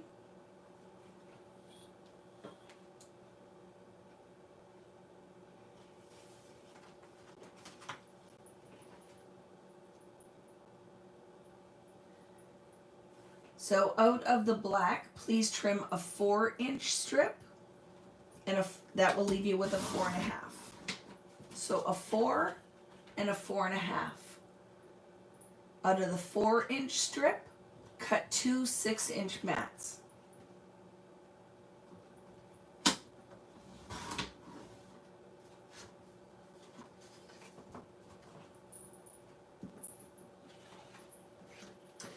Out of the 4.5-inch, cut 3.5-inch mats. So out of the 4.5 by 12, turn it and cut 3 3.5-inch mats.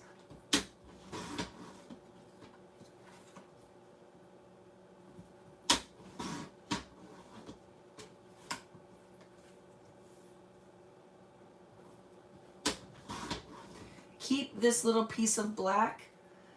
I cut a whole bunch of very thin strips, and that's what I used for my ornaments.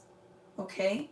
So when you get to it, if this is too finicky, you might want to grab black out of your stash. But I cut all my little thin strips to just under 1/4 inch. And I just went through and cut a whole bunch of them, as many as I could get out. Like I said, very finicky little piece. If it's too much, just grab black out of your stash, or you could use a marker, whatever you want to do. Totally up to you. But I will do it out of that remaining little strip. Cut some strips. For you guys that have one of those little guillotine trimmers, this will be probably even easier. It's a little Tim one. I dreamt about Tim Holtz and Mario yesterday. Don't know why, but I did. We were in the food court getting lunch in some mall I've never been in that I made up in my head. There were a whole bunch of us. Ooh, couldn't get all the way through that when it moved, but I will cut it with my scissors. You could cut it with your scissors too. Whatever works for you. Friends, works for me too.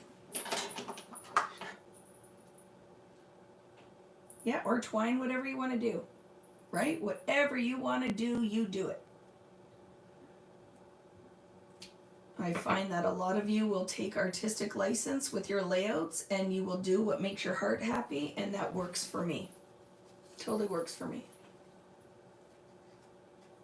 Yeah, I didn't watch his YouTube yesterday video, so I dreamt he was in my dreams visiting me, him and Mario. We were at the food court, some random mall, hanging out and chatting.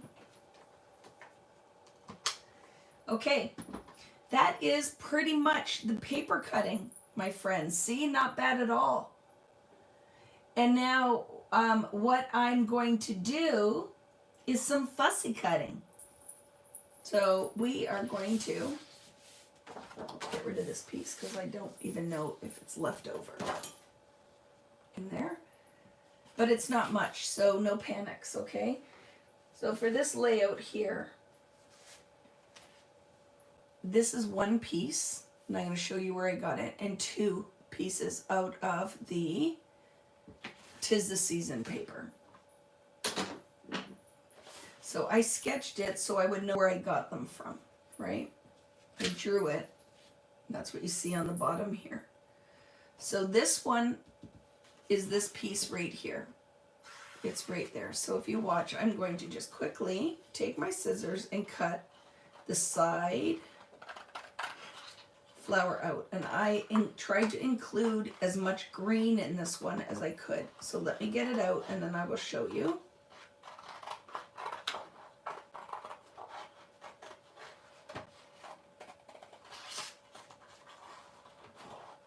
This paper was designed to fussy cut.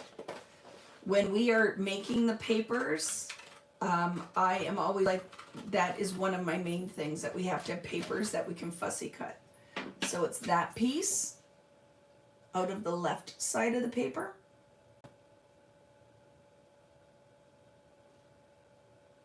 Okay, and it's that one there. And then it's going to be this piece and this piece out of the bottom. So you still have lots that you can fussy cut, or you can use the other side of the paper for something else. Like I said, we're gonna have tons left over. So it's gonna be this piece. And I don't think that's a lot of fussy cussing at all. I don't think that I pushed you guys over the top. I tried to keep in mind that some people really don't like doing it. You don't have to. But it is definitely, if you like my style of crafting, scrapbooking, I fussy cut. I cut the stuff out. I love layered flowers, and they will not let me make an additional ephemera pack, because I would have a third ephemera pack of just flowers in every collection, or whatever else we're doing. Circles, like, I think people would buy them. I think that it's short-sighted, because I do think that people always buy ephemera packs. I don't think I've ever gone anywhere where the ephemera pack is left with any collection. It's first thing to sell out, and it is the always popular. So see what I did there? Oops. The left side, those two, and out of the bottom, those two. So that's what I cut out.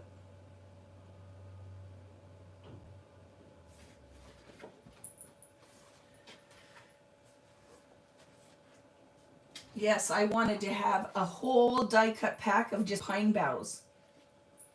And no, I had to fight for the SKUs that I got. And then I have to be happy. So I just am happy for whatever I get, right? So this one, friends, I kept together, right? It's right here. So I'm just going to trim around this pine bough and then around the flower and the greenery. So that piece up there is one piece. I didn't cut it apart. So let's get to fussy cussing. Oh, you need ephemera. Like ephemera, and funny story. So If you recall, Doodlebug never did ephemera with their collections. There was no ephemera. And I went in, and they're my friends. So I was like, one day I went in, and I'm like, you really need ephemera packs. Like, you have the cutest icons in art. And then when they finally came out with them, they really came out with them. I think that that company has the best, biggest ephemera packs of anybody. They put a lot of pieces in them. And then some companies, I'll buy their ephemera pack and go, what the heck with 25 pieces? And you charge me the same as somebody who has tons of pieces. But even with American Crafts, I'm only allowed 50 pieces of ephemera. So it's consistent right across the collections.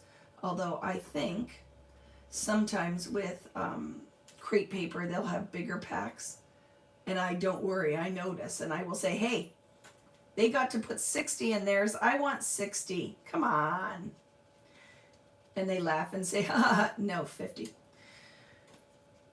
But yes, I think it is the most bang for your buck. And even if I don't maybe love a company's paper collection, I will still buy their ephemera packs because I can find somewhere to use it.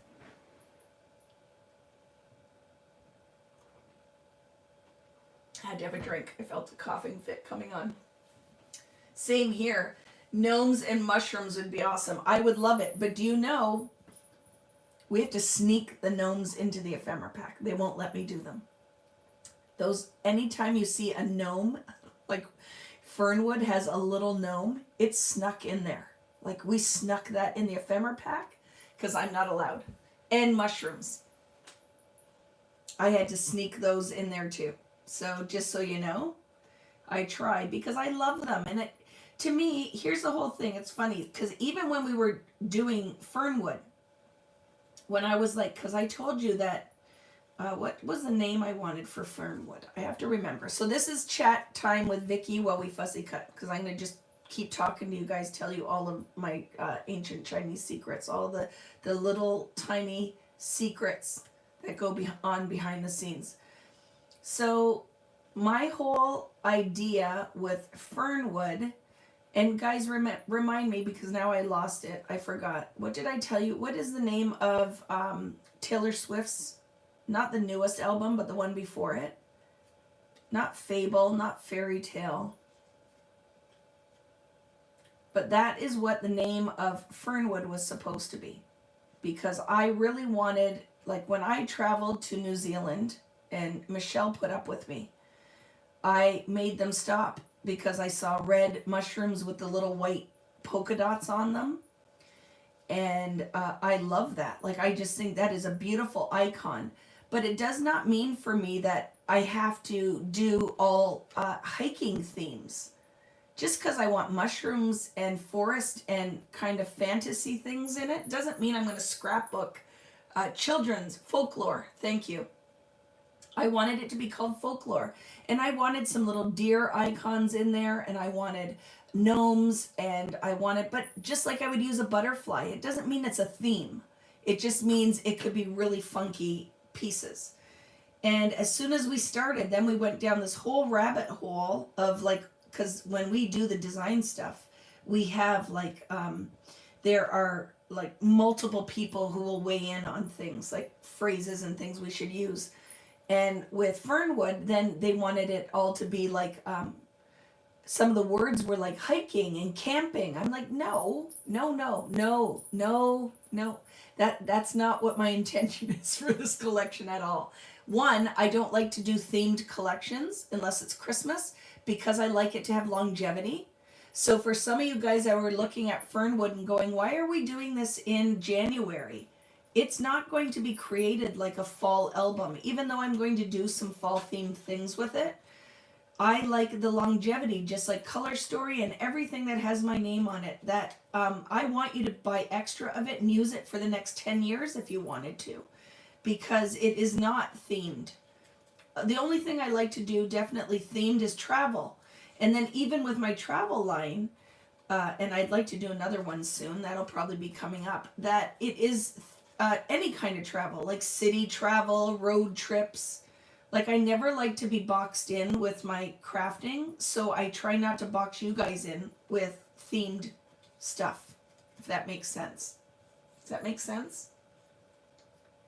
Yes, Fernwood, I love this. Oh my goodness, friends. And if it does not translate well, I'm going to show you guys some of it before we're done today. It might not translate well when you're looking at it online. I have to say that the paper was all laying outside while we were kitting it, and I have to say that I love it.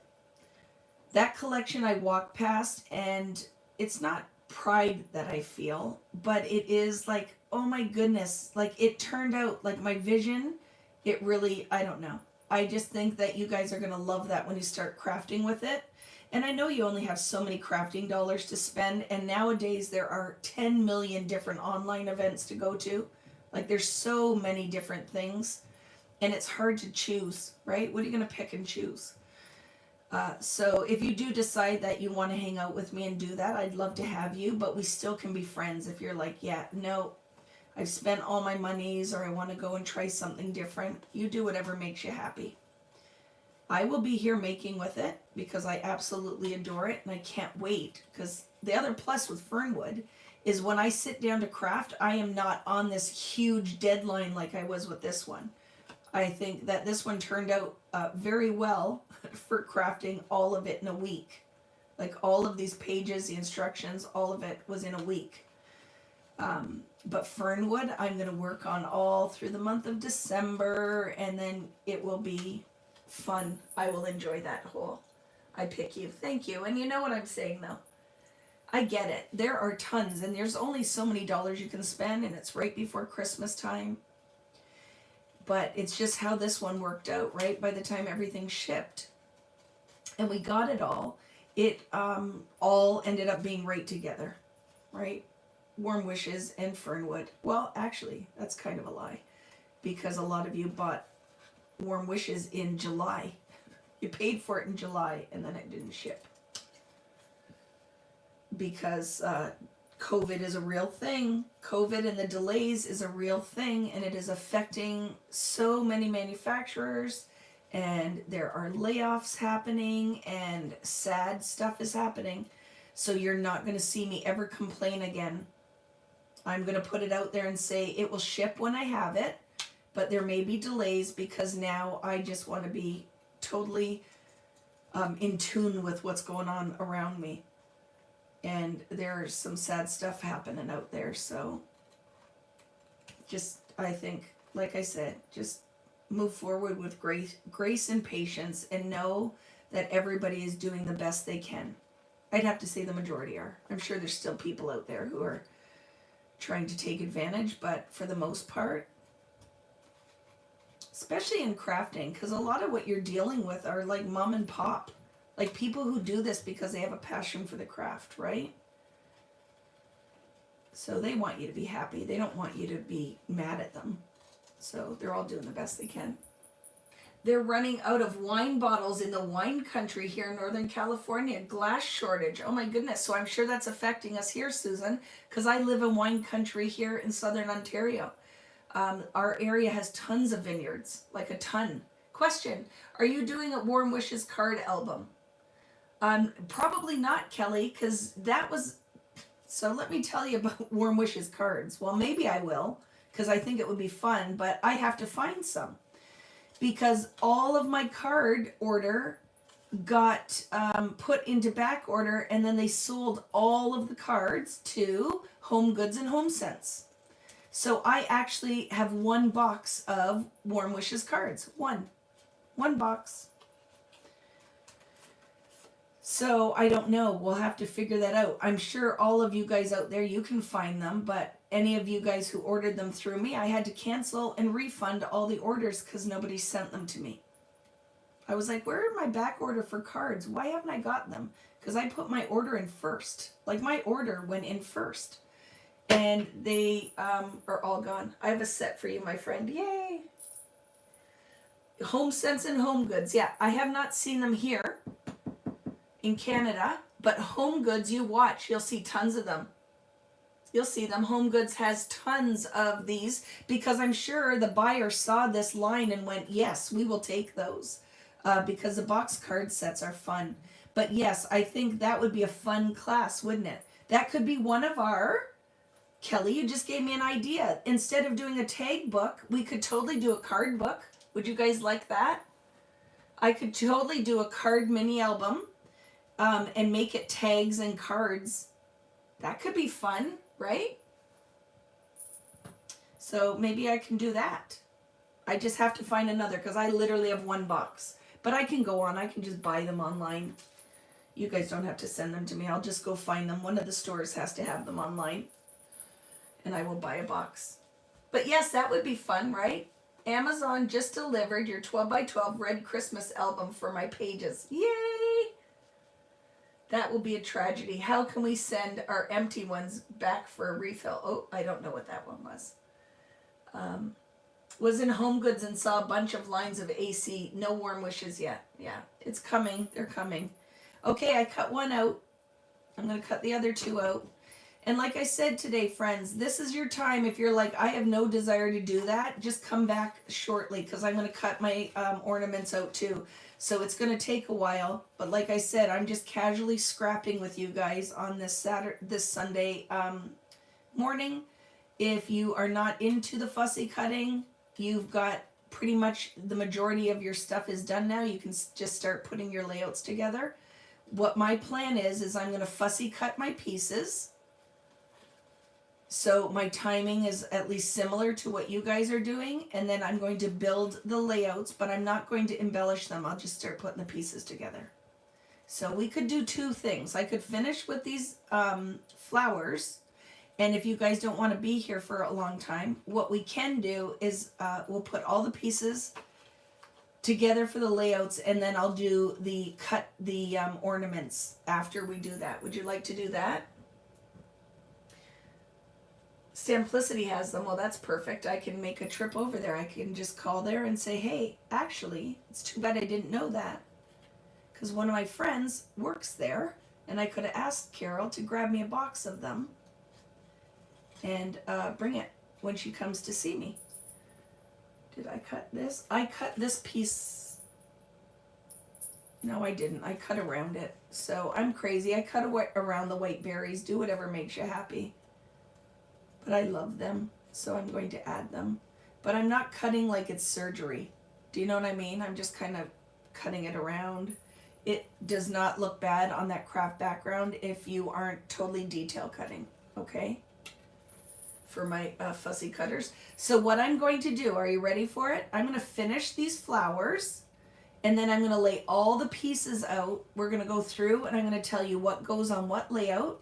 We'll stick it down on the bases, and then when I get to the ornament layout, I will start fussy cutting my ornaments, but if you don't want to stick around for that part, you don't have to, okay?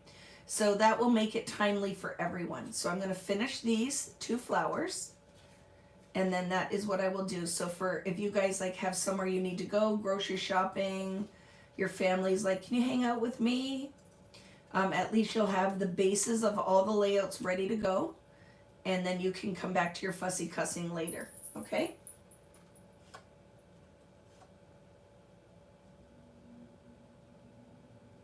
Yes, I think that would be beautiful with the frosted embossing.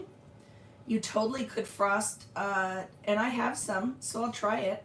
That could be one of our things that we do too for our Christmas crafting, is I can use some of the frosted crystal embossing powder. I have it. I bought it all. And see what it looks like. So that could be a lot of fun. I love that idea. I'm adding it to the repertoire. And when we were talking on Friday, I was trying to decide what dyes. I don't know if I want to do the Christmas houses this year. I know that this was kind of the, but I was looking at the one set he has, and they're big. And I think that's fine if you want to do a whole kind of village. But I don't think that they work really well for just general crafting. And they're pricey, right? So I'm not sure if that's what we want to do for our set. So I'm going to have to look and figure out what we should use. But what are your, thoughts on that? Like, I love it if I wanted to sit and make a whole, like, village. They're amazing. Are we doing a tag book today? No. No. This is for the month of December.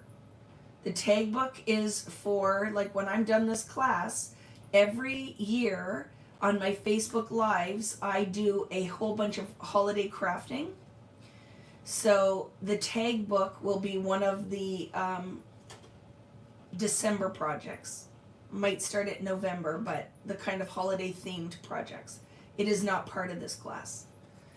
Part of this class will be doing a bonus card class and a bonus mixed media one. And maybe I'll throw in, depending on how much is left, there might be an extra single page layout that I do. But no, the other stuff is for my December crafting. I usually do that. I usually do some giveaways. And then we just kind of celebrate together the holidays.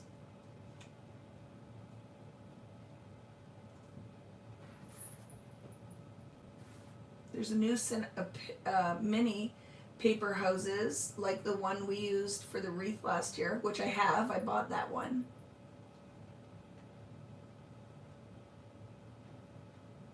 Which house dye did you get 40% off though? Was it last year's? Yeah, well, that's optional, friends, right? You don't have to spend your money on anything you don't want to. But what I try to do is for those bonus, the lives end up being in a whole whack of Christmas classes, is if I pick one or two things, then you're not having to invest in a ton. So if I find a stamp set I want to use and a couple of dies I want to use, and I give you guys a list early on, and I tell you which mixed media I'm using, you don't have to buy any of it. You could source your own stuff. You could cut your own from just printables. That is all. There's no pressure to buy with any of it. But I know some people like to know exactly what I'm using, and then they like to source it. So my intention will be to decide what I'm using, put a list together, and then I will only create from that list. And you can partake, or you don't have to, or you can improvise, whatever you want to do. But every year, like last year, like I showed you that house wreath that I made out of yarn, I will be doing some kind of version of those kind of crafts. And you can partake in as much of it as you want, or not. Totally up to you. So decide, you can decide. And that's, I'm going to start working on this week so I can order what I need. Anything that I can add in the store for, especially for my Canadian friends that sometimes have a hard time sourcing it, I will.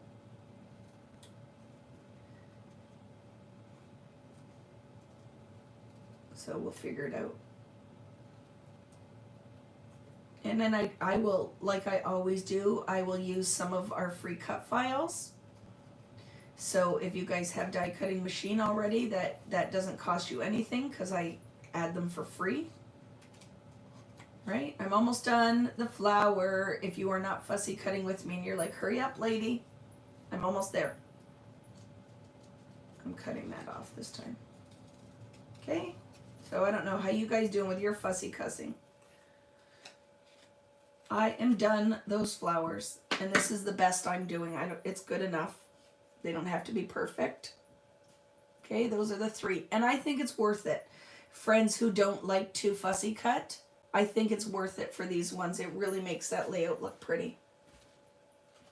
What is Natalie's idea? Vicki, what if we did no, thank you. I don't want to do an advent calendar. I know you guys, some of you love that. I don't know why. That is not my jam. That is not my jam. But you totally could do that. I would use the envelopes to do some kind of mini book. Like, I'm always down with mini book kind of idea.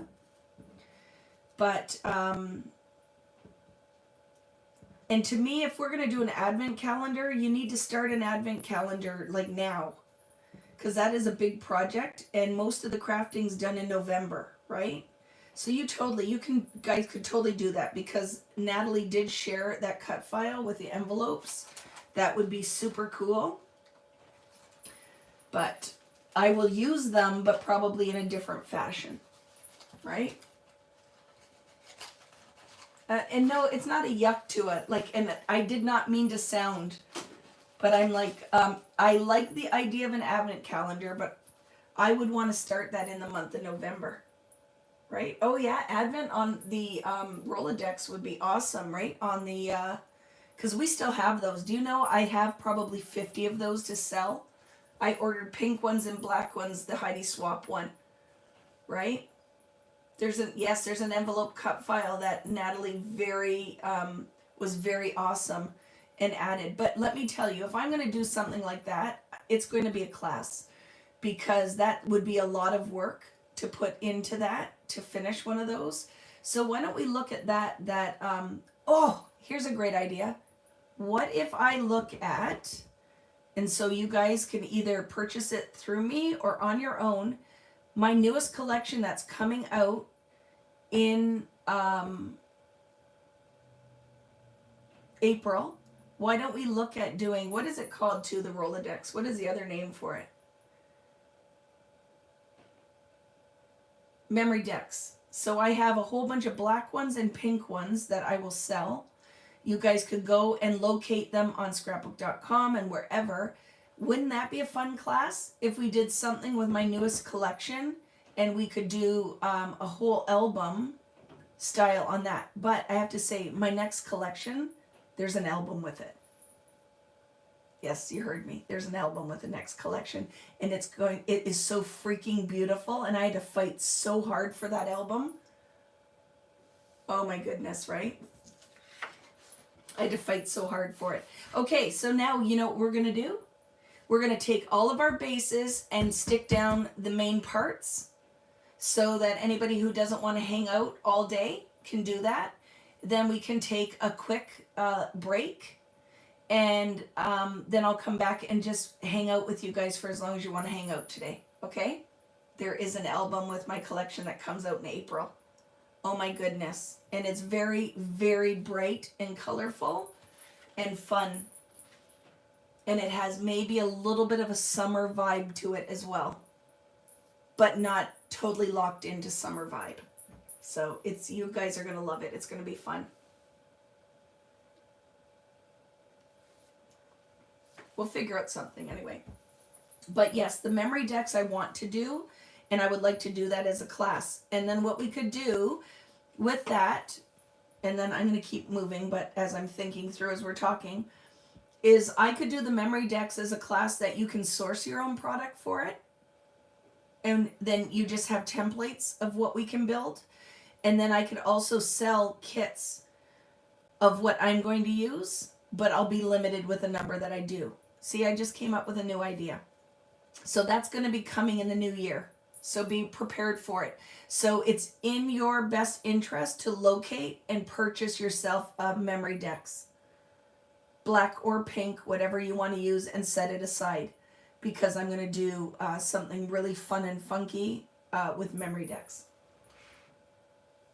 It would be very fun. Question, will there be another Christmas collection? Maybe, maybe not. I really can't say. Okay, let's grab our pieces. I really can't say.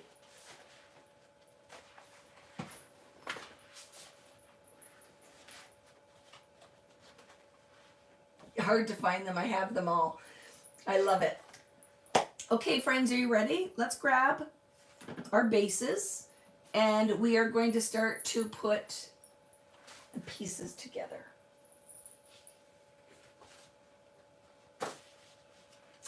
Any suggestions on what album to buy and where to buy it? For what, Tracy? For what?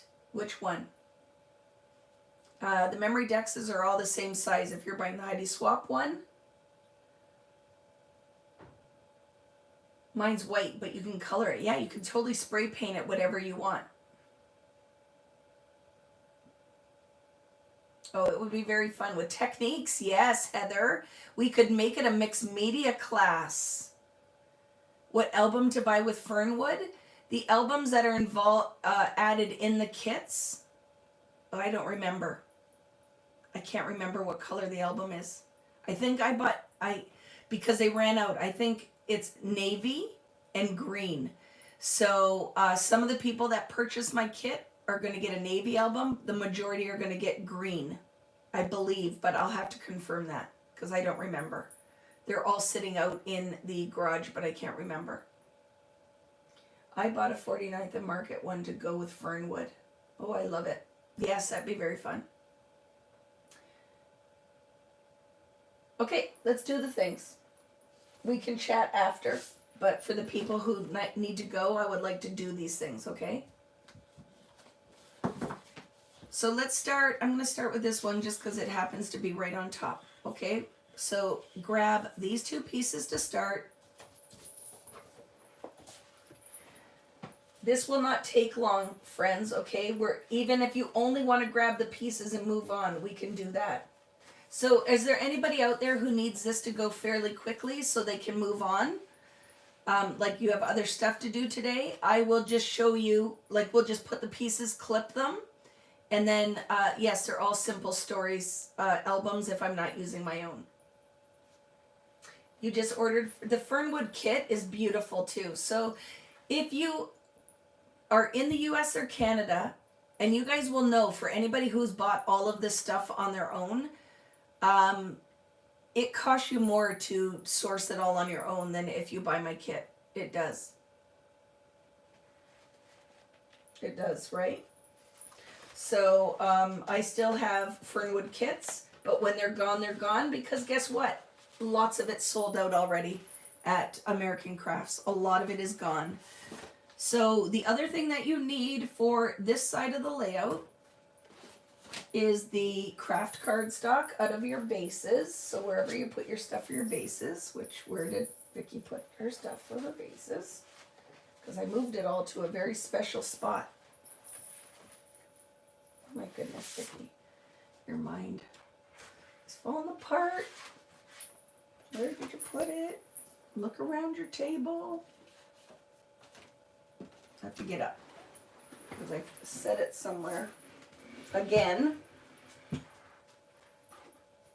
and don't know where that might be. My goodness. Vicki. Oh, here? Yes, I found them. Okay. They aren't far. They were just underneath. And then grab this sheet. Okay. Now, I'm going to give you an option for some of you guys who like to save things. You don't need to use the base as a full 12 by 12. You could cut a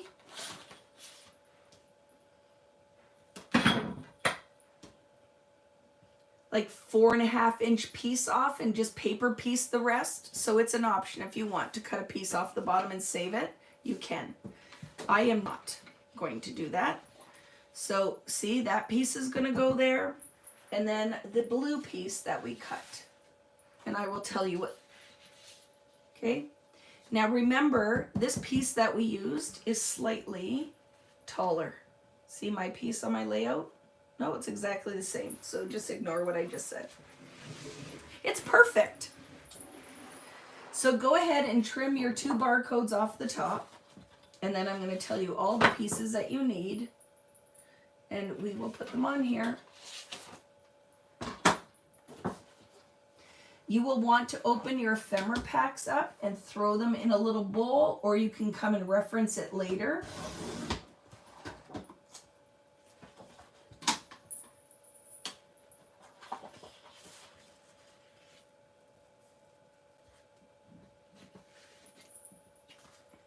It is, the kits are, and here's the other thing.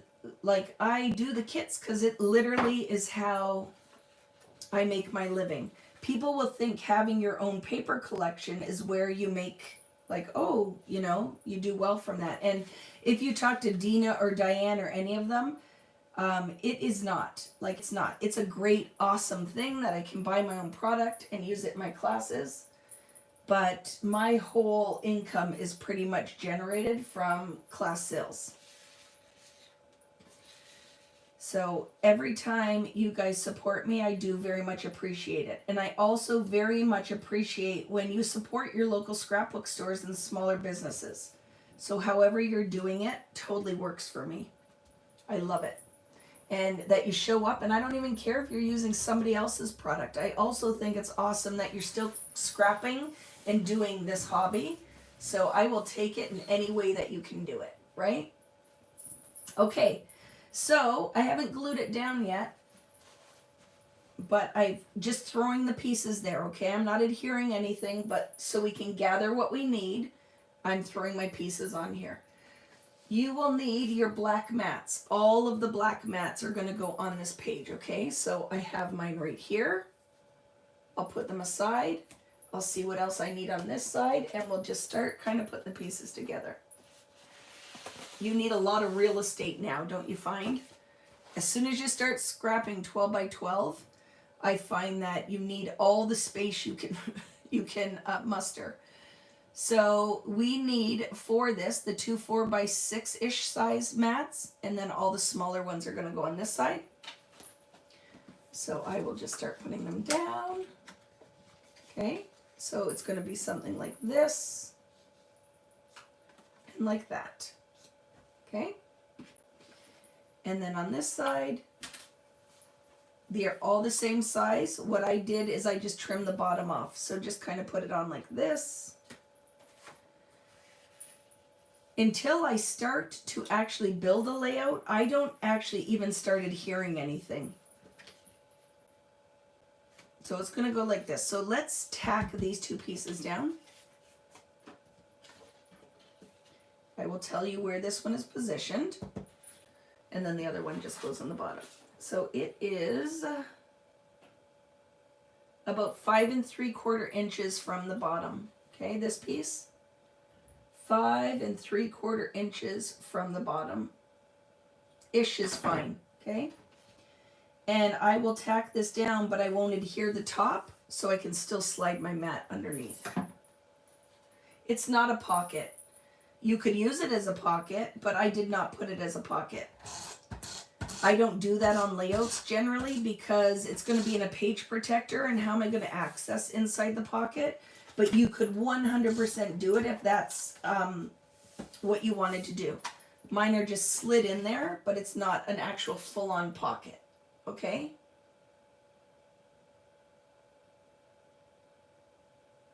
Do whatever you want, Elizabeth. I love the black mats on this page because I'm pulling black accents from all over when we start putting the elements down. And don't forget, when you put a photo on it, you're only going to see that much of it. Do you know what I'm saying? But guess what? I'm sure you have tons of cardstock and you can switch it out to anything you want, right? So 100% do whatever makes you happy. But this is a 2. I use what I have left in the kit, right? So you totally don't have to. Keep in mind when you do this layout, these are stickers that I use my favorite tool. If you don't own one, you want one, or use some kind of version of it. I powder my stickers so that they're not stickers, right? So when I put foam dots behind, I can still use them. So this one here says Christmas Countdown. It's out of your sticker book. And then I stapled it with 2 little tiny attacher staples. And Cheers I stapled with tiny attacher staples. Both of these mats, you'll see I haven't even adhered it down, have pop dots behind just the top. Because I love to play with light and shadow is the easiest way to add interest to a layout. So both of these mats have foam dots underneath the top and behind that piece.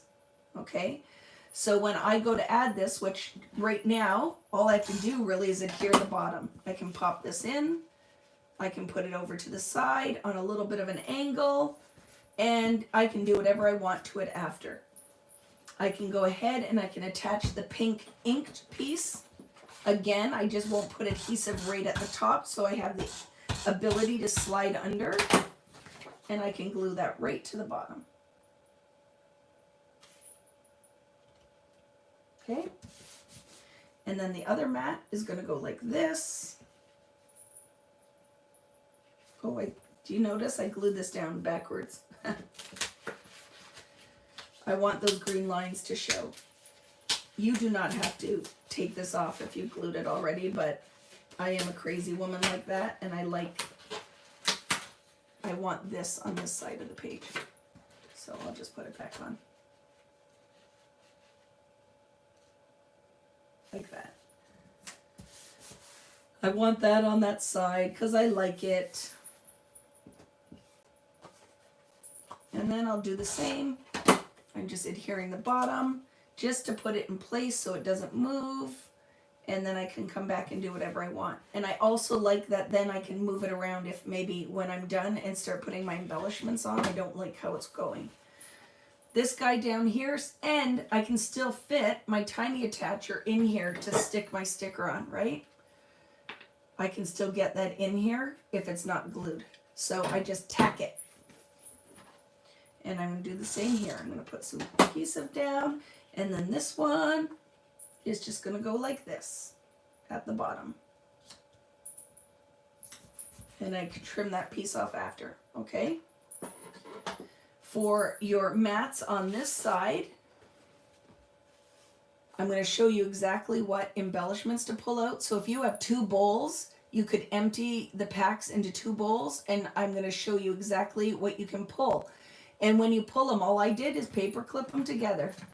All of my little embellishments are clipped together, so when I'm ready to add them, I'm good to go. I have a bowl.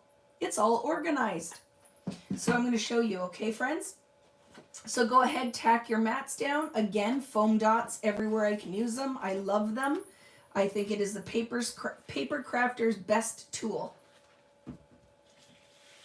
So I'm going to just tack this guy down for now, like that.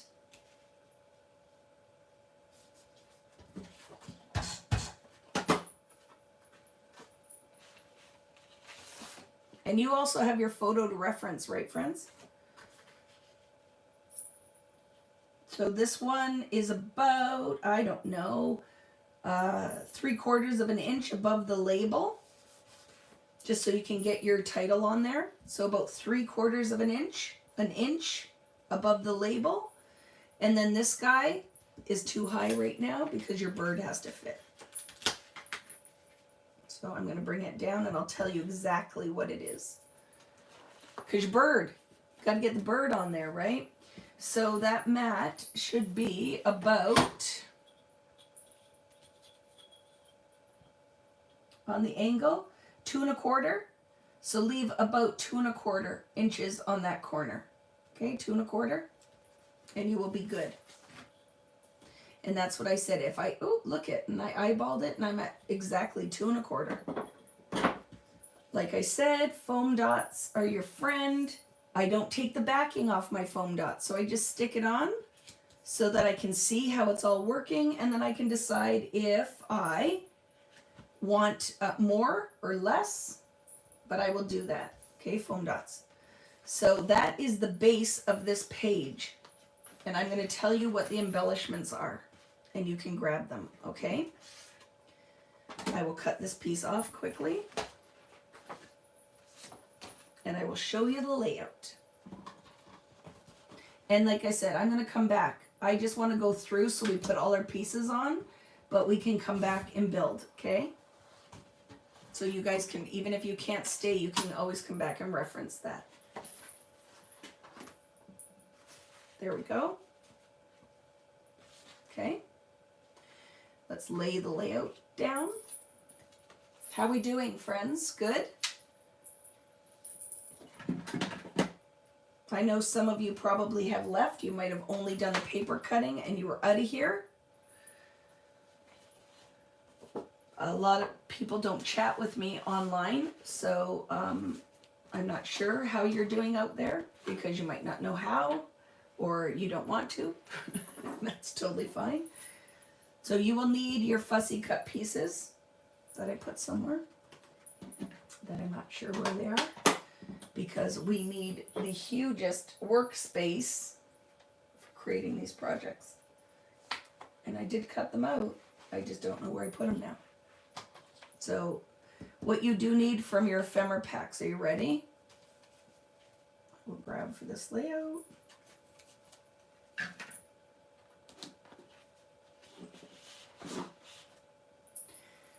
Out of the titles and tags, Out of the titles and tags, you need Holly Jolly, Details. This is out of the other one. A Beautiful Sight, and Holiday. I think the other two, this one might come out of there as well. Here We Come a Caroling. So you need these pieces.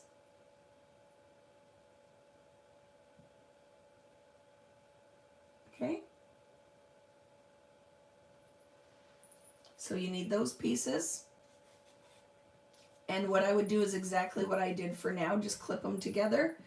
And then out of your ephemera pack, you need the bird tag. I will come back and talk more about the rest of it. But what I would like to do, because I think we should take a break, is get through the base of all 4 layouts, and then we can come back and talk about the embellishing, okay? It's a chickadee too. I love it. Chickadees, cardinals, I love them at Christmas time. I will come back and discuss all the other pieces, okay? But for some of the people who are hightailing it out of here, I'll just talk about the bases. But it's nice if we get our cut pieces on here, right? So this one's ready, and we'll come back and I'm going to stay with you and I'll embellish it. And then I'm going to have to get rid of all of these pages because I won't need 2 sets of all of the things, right? I could do that as a giveaway. I could do that as a giveaway maybe. We'll see. So this is your next layout.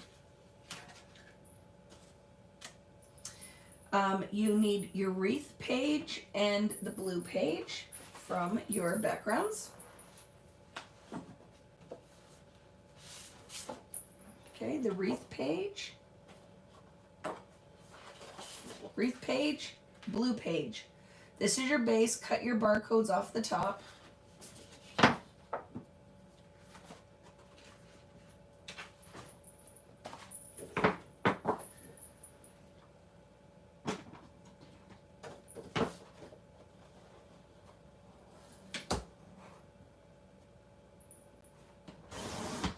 Okay.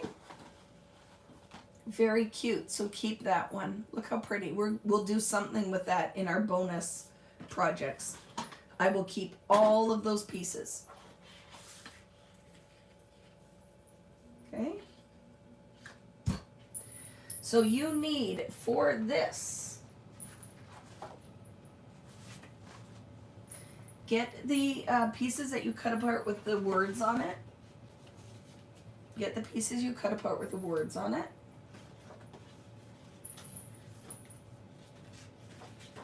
Grab the large one, and it's going to go right in this lined area. It was actually cut to fit right in there. Okay? So it's cut to fit right in that lined area.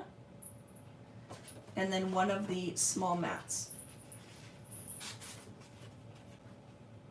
And it goes in the middle. Okay, so those are the 2 pieces you need right there. And then you need your word mats. So this one is with the stripes on one side and the words. And you need 5 of them. We'll go like this.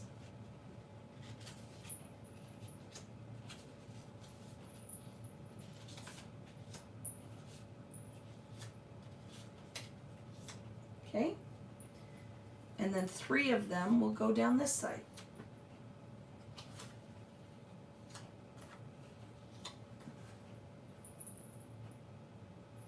And then the only other thing you need from what we cut apart are the little green mats.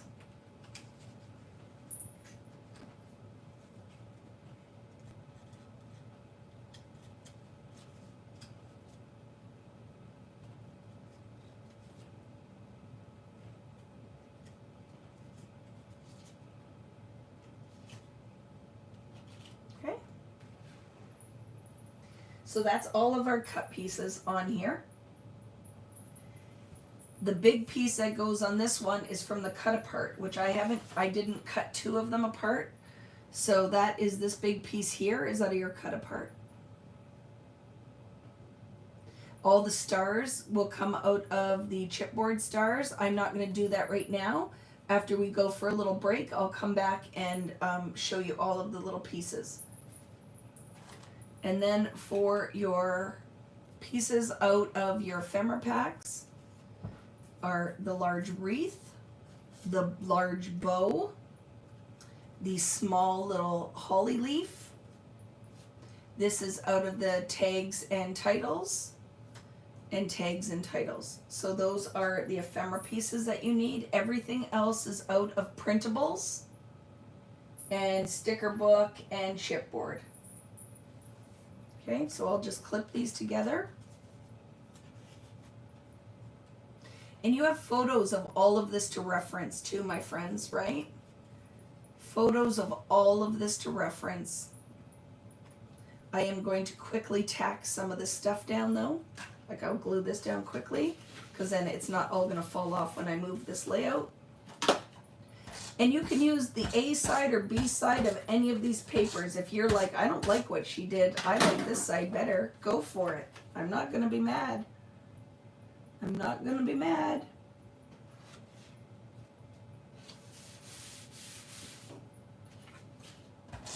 Again, just for time sake, I'm going to tack. I'm going to actually build from the bottom up because I do like to make sure everything is spaced exactly the same.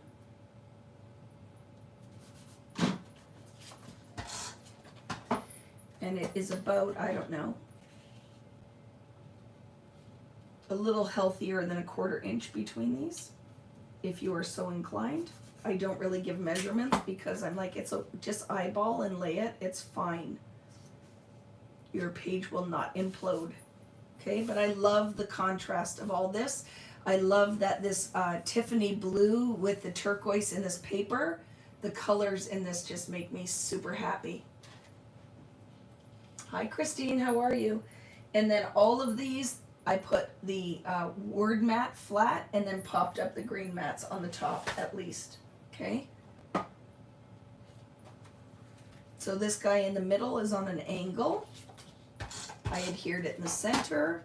I like to give it all a little curl, and then it looks like it's just kind of dropped in the middle.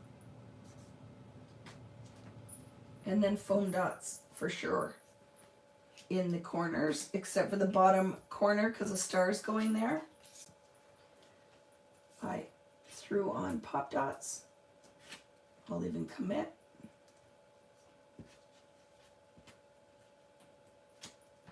And then don't forget, like this is a nice neutral, so you throw your photo on here and it will be very pretty, right?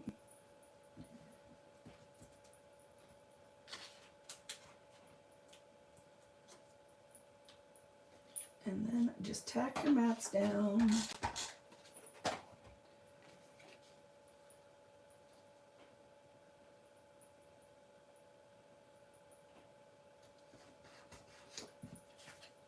I'll tack it in the middle, and I can always come back and put in a foam dot. But I curl the corners up a little.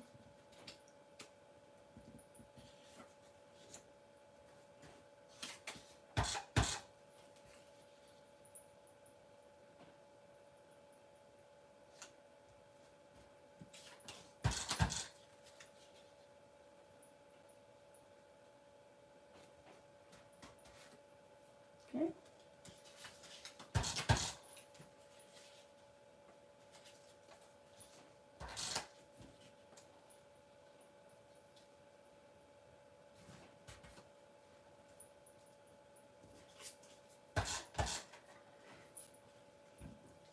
I don't know if my friend Patty is here today.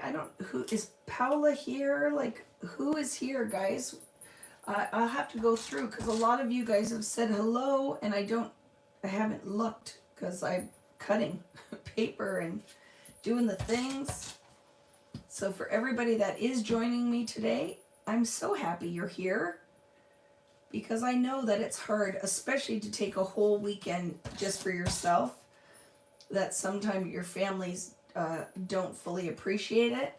And I know Irene had to leave to go out with your friend yesterday. I hope you had a good time. Hi, Sarah's joining late. Lynn is here. I love it. Catherine, Kari, Deb. I love it. So do you see, just popping that up instead of leaving it flat, just popping it up with foam dots make the difference. It really does. And you don't have to do tons. Elise, Serenity, Deb. Oh, I love it. Laura, still watching. I know some of you are watching, but you're tired. You're not doing anymore. It's good. You do what works for you guys, right? Oh, look at lots of you are here still. I know, and the fun thing is with these classes, you don't have to be here live if you can't make it. Because you can totally... Oh, Karen is here. Hi, Karen and B. I love it. And Robin, they're still here, my Robins. Did you see those drinks they were making? I said I'm partying with the Robins next time. So much fun. So that's all I'm doing for now, right? With the base. Oh, so many of you. There's lots of you here. Jeanette, Angie, Deborah, Dale, Dion, Lisa. I love it. That's very good, friends. So do you agree with this? Let's get the bases done. So I'm done this base. We'll put the other pieces on. But I know I'm going to need a break in a minute. So I'm going to do all of the bases, and then I will come back and help you with not every aspect of the build, but most of it, okay? Because what are we at? Do we have, how many left? 2 left to put the bases on, right? Yes, this one we haven't done yet. So let's do this, the base of this. I love it. Debbie is here. Are some of you here and just listening but working on your album? Because I bet you that's happening. Because you're like, I did the paper cutting, I'm good, I'm a scrapbooker, I can finish the rest, but I really want to work on my stickers and pretty things in the album. I'm sure there are some people doing that, right? And that's totally fine. You do whatever works for you. Works for me too. Okay, the base for this page, we already cut the barcodes off, right? So you need, I better move it so I can see it, your light green mats. So this is the base of the layout. Oops, upside down. It's upside down, Vicky. Ding dong.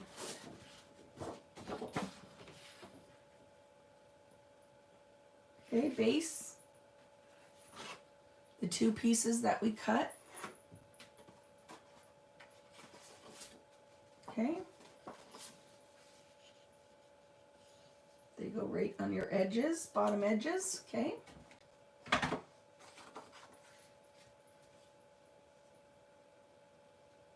Like that. So I'm going to tack those down. You haven't been to bed since yesterday. You worked on your album all night. Oh my goodness. You are after my own heart. I'm crazy like that too. I would have done that. Hi, Elsie and Bea. It's Bea, right? Is it Bea?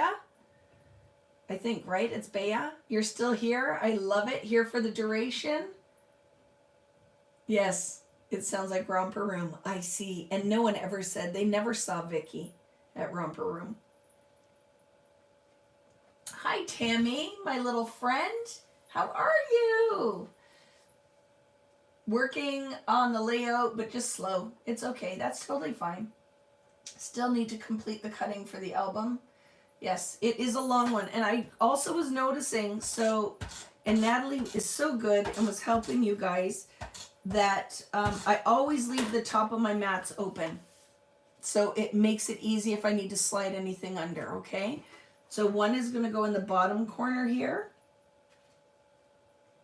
That some of you were having a hard time accessing the class from yesterday. So I went and I looked, and then I'm like, oh my goodness, did it not record? Because it was all starting at like assembly. And then I just went on another device and I opened it up on my computer and it was fine. So don't panic over that. It just, I don't know why. I've never seen that happen before either, right? I've never seen that happen before. That when you're opening it on that Romper Room was in Australia? Really? It was in Canada too. It was in Canada too. Yeah, loved Romper Room. Wasn't Romper Room with a bee? With a bee bzzz, that buzzed around? Freaking love that show, man. Okay, so that is the base so far, this layout. I love this layout. I love the color of this layout. I love everything about the papers on this page. Totally, totally love this. So the next thing you need are your light green mats. Okay, I have my red clipped with it, so I will unclip that. The large one down here. Okay, that one's gonna go down here. And then you have a whole bunch of 3x4s. So one goes here. Two go here like this. And then one up here. Okay, so there. 3x4s and then that 4x6 size down here.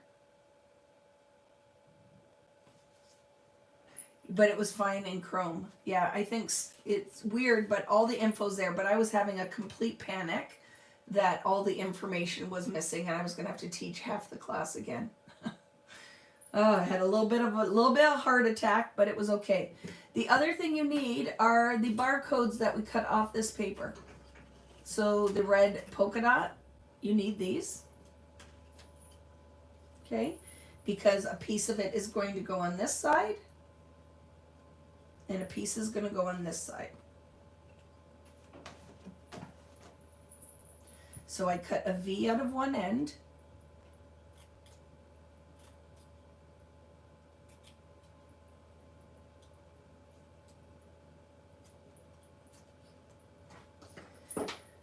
Your mat is going to get attached. Ruler.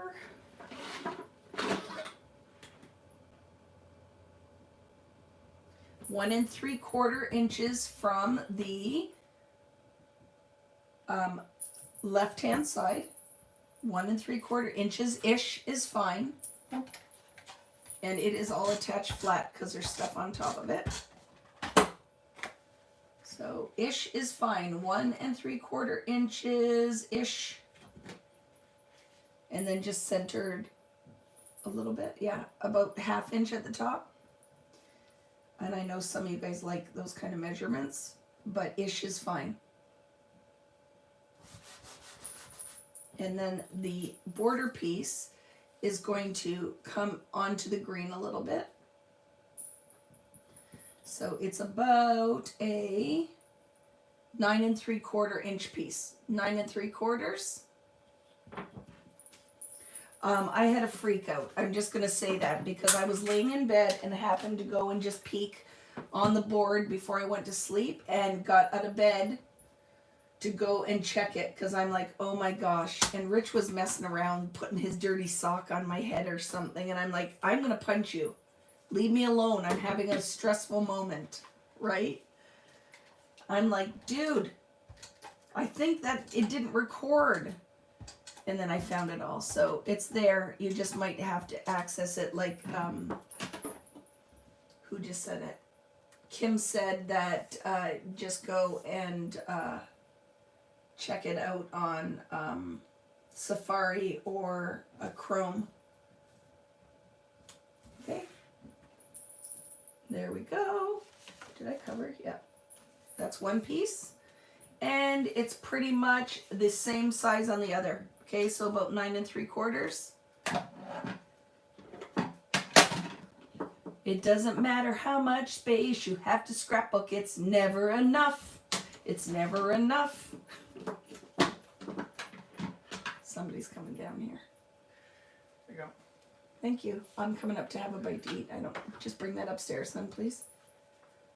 We're almost done. I'm coming up, but thank you very much. Rich made me fruit. Got me fruit. The only problem is I can't have fruit now. My fruit snack is done. And I can't say anything because I will hurt his feelings. like, I already had my fruit snack for today. So thank you very much, but I don't want your fruit.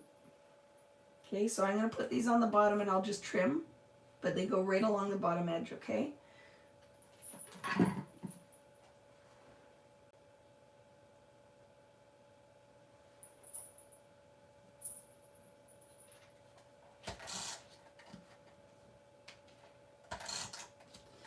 And then we will put this on, and then I'll trim the excess. And then, oops, we're going to move on to the other layout, and then we will take a little breaker so you guys can stretch your legs, get a bite to eat. Now, I know a lot of you guys can just do it, but I need to take a little breaker, okay? So I am going to tack this one down about 1.5 inches from the top. It's all good, just kind of sit it on there. You're only putting a little label above. And then this one, just stick it down, it's fine.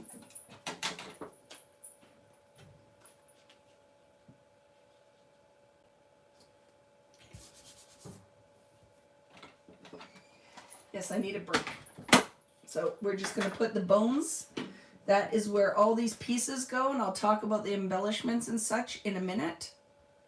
But put your pieces down, and let's do the fourth layout, and then we're going to take a little break, and then I'll be back. And like I said, you can do as much of it with me as you like, or if you're done for the day, that's fine too. So we're going to put the pieces down on this layout, and then I'll be back. I just need to have a little break.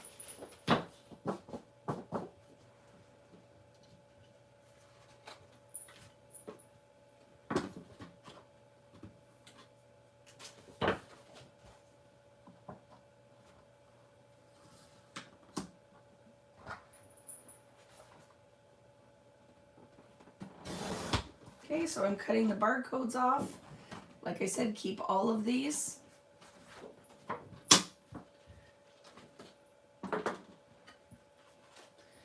You need these 2 polka dot pieces for the base of this layout.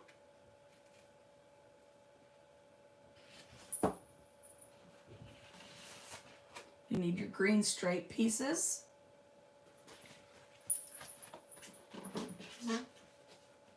And it's, of those pieces, it's the 2 bigger pieces, okay?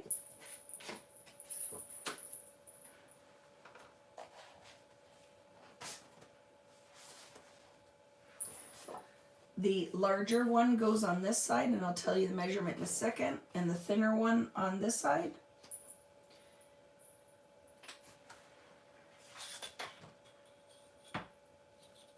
It is 5 inches on the left and the 4.5 on the right. And go ahead and glue that down. Oh, sorry. Thank you. Other way. Thank you. Yes, this way. Otherwise the ornaments would get lost. Thank you.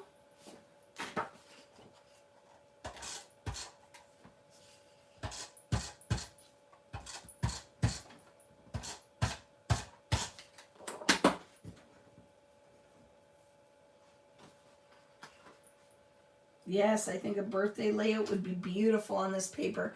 What's so nice is a lot of the papers in my collection, even though this is a Christmas collection, there are a lot of papers that the B-side will work beautifully, and the snow paper will work beautifully with winter layouts. It doesn't only have to be Christmas themed, right? So go ahead and add that, like that, okay? And thank you for pointing out that I had it upside down. It's always helpful. Okay, and then you need your 2 red mats from the ornament paper. So the 2 red mats are going to go like this and like this.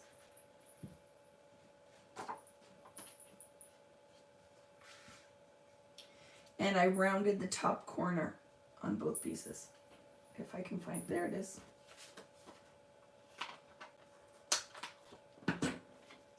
How are we doing, friends?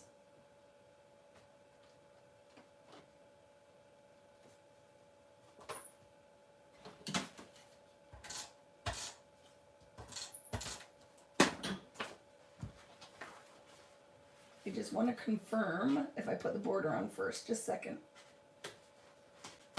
Yeah, okay. So before you put these mats down, you know the two Christmas ones?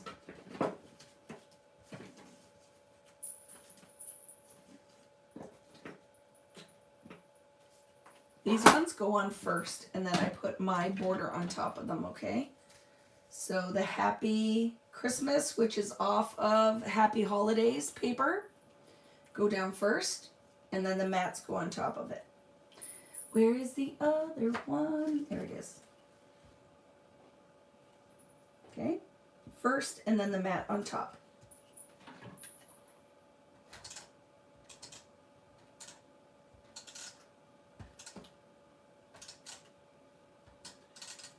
And it came from the Happy Holidays paper.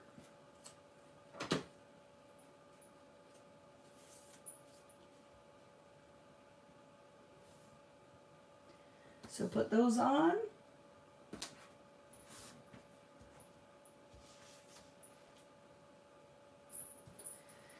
And then the mats, and then the red mats, and then we take a break and I'll come back and finish up. And I'm probably going to start on this layout so we can fussy cut the ornaments. So if you've already got your snack, you can start your fussy cutting of ornaments, because that is what I'm going to come back and do. And I'm just going to take a quick break and I'll be back. So you can take as long as you need, okay? So then I can round that corner.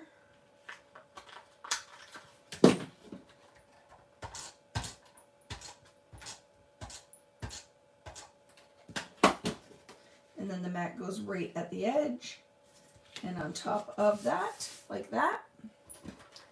And same with this one.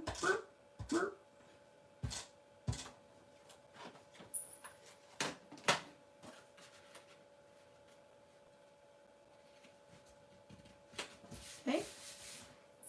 See how that then just kind of quiets down all of the dots, but it's still very fun. I love this page. The papers out of the 12 by 12 paper pad are not as dark. The paper pads are all printed overseas. All pattern paper is printed in North America. The papers are always slightly different. They're duller, always a little bit in the paper pad. And I don't necessarily put the same backs on the fronts because, especially say with Fernwood, there are 24 double-sided papers, meaning there's 48 front and back. So a paper pad, we're only allowed to pick 12, so 24 patterns. So some of the arrangements in the open stock might be not a great mix to put in the paper pad, so I will switch it up because maybe we don't have very many tone-on tones for the patterns that I pick for the A sides, so we'll switch the B sides. So you do not get the same thing, but there's something really different that's happening with collections moving forward that you guys won't see until mid next year. And then that's going to change. Everything I just said is going to change. So everything I just said is going to change, but it will affect Fernwood and it will affect my collection that comes out in April. And then it's different. And that's why I always say, if you buy the paper pads, which I get because, you know, it's easy. You don't have to source things. It's all in there, right? Well, kind of, but it's not. I guess that's a point I'm making. It's not necessarily all in there. Okay, so then just put your mats down. And we'll take a little breaker. And then I'll come back. Because like I said, that I plan this whole weekend that is to spend with you guys. So I am not going to necessarily stick and embellish everything, but I will add a few more steps so that you guys can see how this is all going. It's helpful when you put your stuff down straight.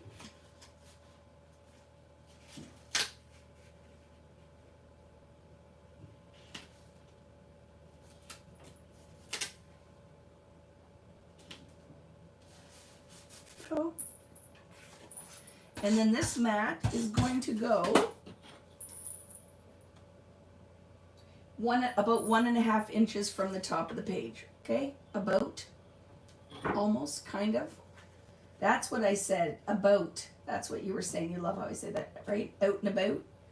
Because they'll say that Canadians say oot and about. I'm like, no, we say out and about. You don't say oot and about.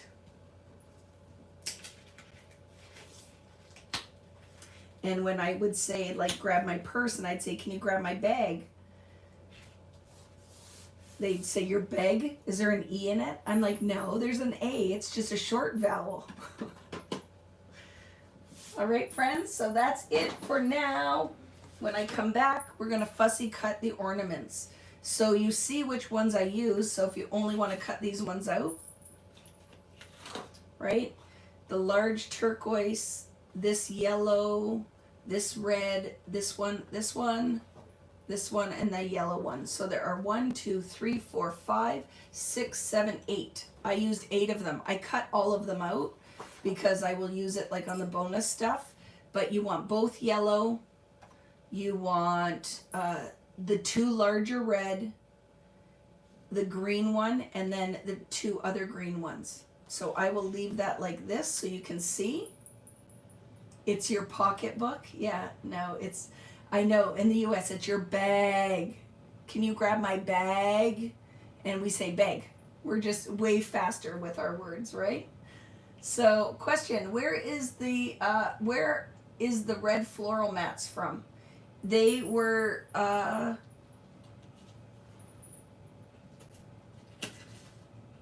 the ornament paper. We cut a strip off the bottom of the ornaments. Right? 4.5 by 6 off the bottom of ornaments, and then this is the rest of it that we're going to cut the pieces out. Pocketbook. Really? It's your pocketbook? I love it. Do I speak French? No, I am married to a French man who also does not speak French. So even though it is Vicky Boutin, it is Vicky Boutin. I do not speak French. Okay. So, friends, it is 1:22. I'm going to go and take a quick break, and I will be back. If you want to stick around with me, you can. I'm only probably going to, when I come back, maybe another 40 minutes, and then I'm out. But I want to show you where all of the things are and explain what all the pieces are. I might not fussy cut this because we should probably wrap it up so it's not a 12-hour video. But I would like to tell you what all of the pieces are for all the layouts, right? For the break, I'd probably only be gone for 15-20 minutes, and I'm going to come back. And then you guys can take a half hour if you want, because if I do come back, maybe I'll start fussy cutting some of these. So I will say I will start up the rest of the layout at 2, but I'm going to come back and fussy cut, right? So at 2 p.m., we'll be gone for, that'll give you 30 minutes, but I'm going to be back probably in 15 or 20 fussy cutting the ornaments, okay? But these are the ones that you need, okay? I will be back shortly. Where's my lunch sign? I should put something there, right? Oh, here.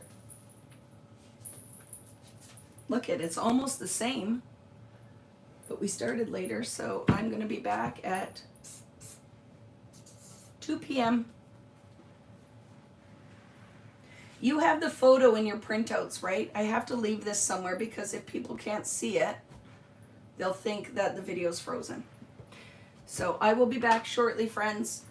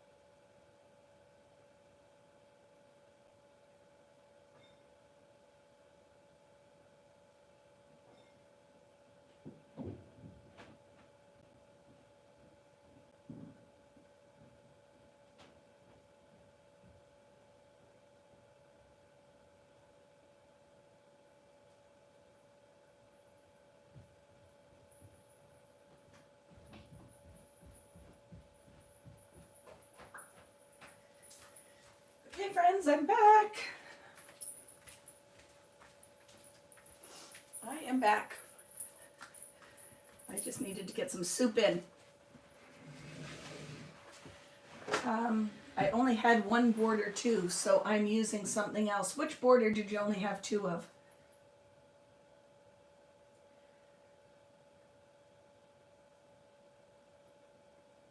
You never left. I had to leave because I needed to eat and I needed to go to the bathroom very badly. And I had my chicken soup and a hot tea, and I'm ready to go. But I want to know, Susan, which border were you missing?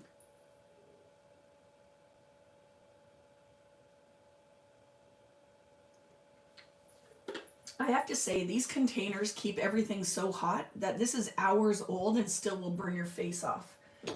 I'm not a fan. Ugh, not a fan of how hot those containers keep that food. It burns your face off. Okay, I'm gonna cut because people still have time to get back here. I might have given a little bit too much time, didn't I? Saying 2 o'clock.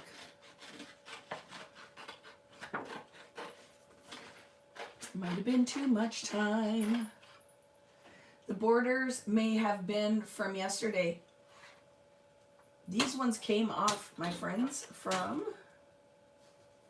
what was on it? Yeah, we cut them from yesterday. Remember I said that you might need? But I think we just cut them off of this paper. They were on the back of this. I will confirm, but I'm pretty sure they're the back of this polka dot paper that you cut. Those are the borders off of it. It is Happy Holidays. Pretty sure it was this one, friends. Right? When we cut the borders off, wasn't it? Maybe I'm a liar, though. Wouldn't be the first time. Hello, December. Maybe not. But you will have them in from yesterday, so just grab them. They'll be in there from yesterday.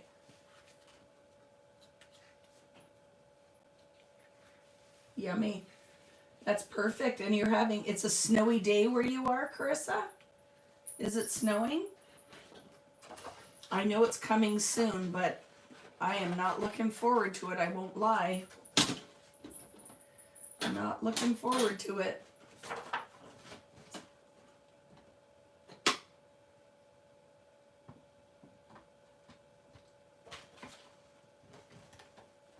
What did it say? Thank you for the time out. My work COVID test alarm just went off. No, it's to close to work on Monday. What does that mean? I want to understand. What is your COVID test alarm? So you aren't allowed to craft anymore? Like I want to understand what that means. Oh, you got a big blanket of heavy snow. Where are you guys? Are you in Calgary or something? Or Alberta? Like, where is the snow? I got my winter boots and my winter coat. I just needed to buy both new because my winter coat was too big.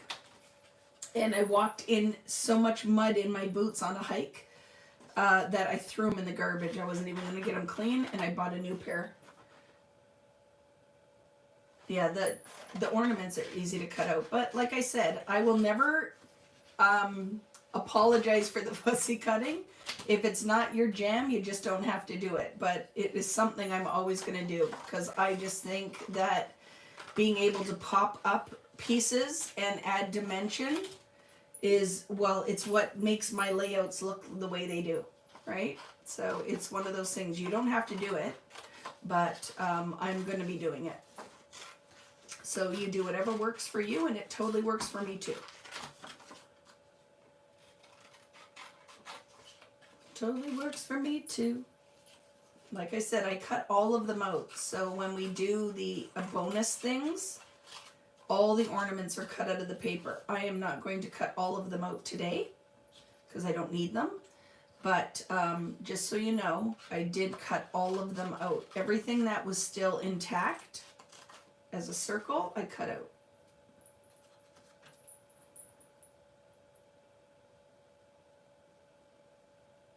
In Winnipeg. Eee. Oh, so you have to test? You have to get tested for COVID twice a week? Is that what that means?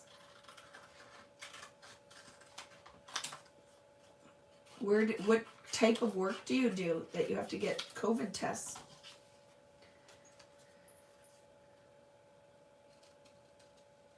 And it's the world we live in. We're going to be in it for a while, right? It is the world we live in. Scary stuff. Never thought that we would actually see anything like what we did in the last, what feels like 12 years.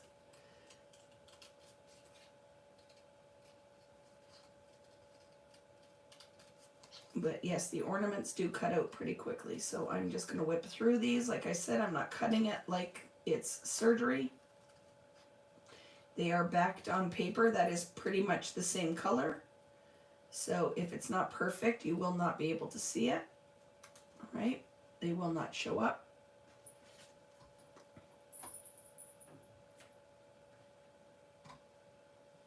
Ate lunch by the fire. How nice is that? Here in Florida, 40s mean fire. That's funny. That's funny. But yes, I guess if you're used to super, like, melt your face off heat, that is cold. Does it get that cold very often in Florida? That's why I'm like, no Disney for me at Christmas. No Florida around Christmas time. It is not warm enough. And we did it one year. Do you know, we went to Florida one year and it snowed? So we went to Florida when I was a kid for Christmas and it snowed while we were there. I was like, yeah, no bueno. That is not what we're leaving snowy Canada for, to go south and have snow. But it did. We were there and it snowed. I was like, what the heck? You're going to Florida on Thursday? Well, hopefully where you're going is warmer. I'm in North Florida, Tallahassee. Tallahassee Lassie. Yeah, thank goodness for this hobby during COVID times. Yes, working in a school nursery. We have to test ourselves and report to show we are negative so we can go to work. That totally makes sense to me, right? You're around all those little kids, you totally have to do that.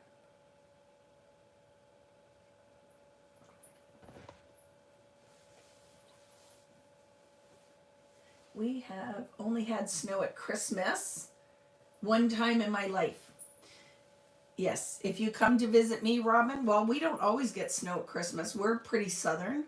We're in the southern part of Canada.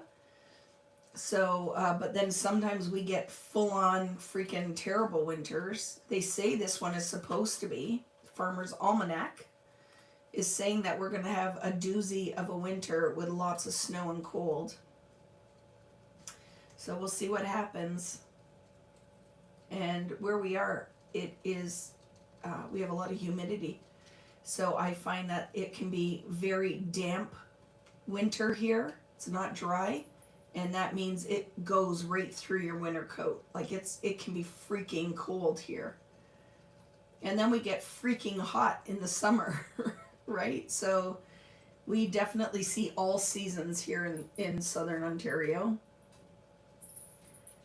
Vicky, must have been approximately 1987 in Florida snow. We were there then too. Probably. I think I was in grade 9 or 10. So yeah, probably. That's probably. I graduated, I think, in 1989. So yeah, probably.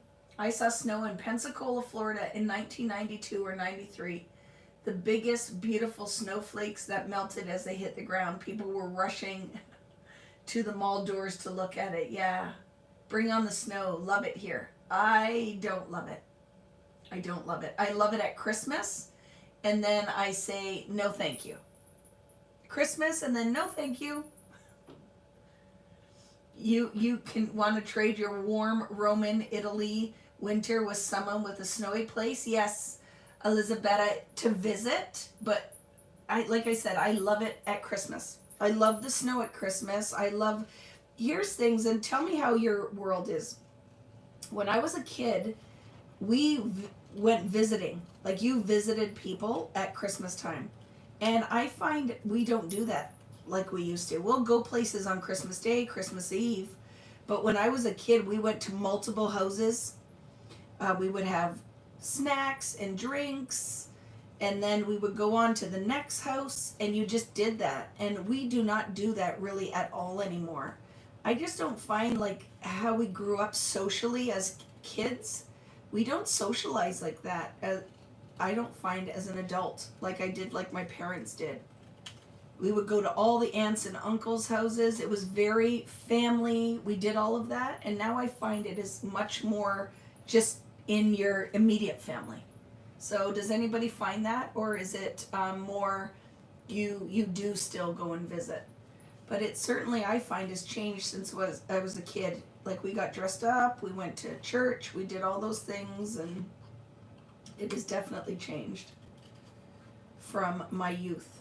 And I miss like Christmas. I love Christmas cartoons. I love to sit down. And what is your favorite? I want to know what your favorite Christmas cartoon is. I will tell you that mine is A Year Without a Santa Claus with Heat Miser and Snow Miser. It is my hands down favorite Christmas cartoon. I love it.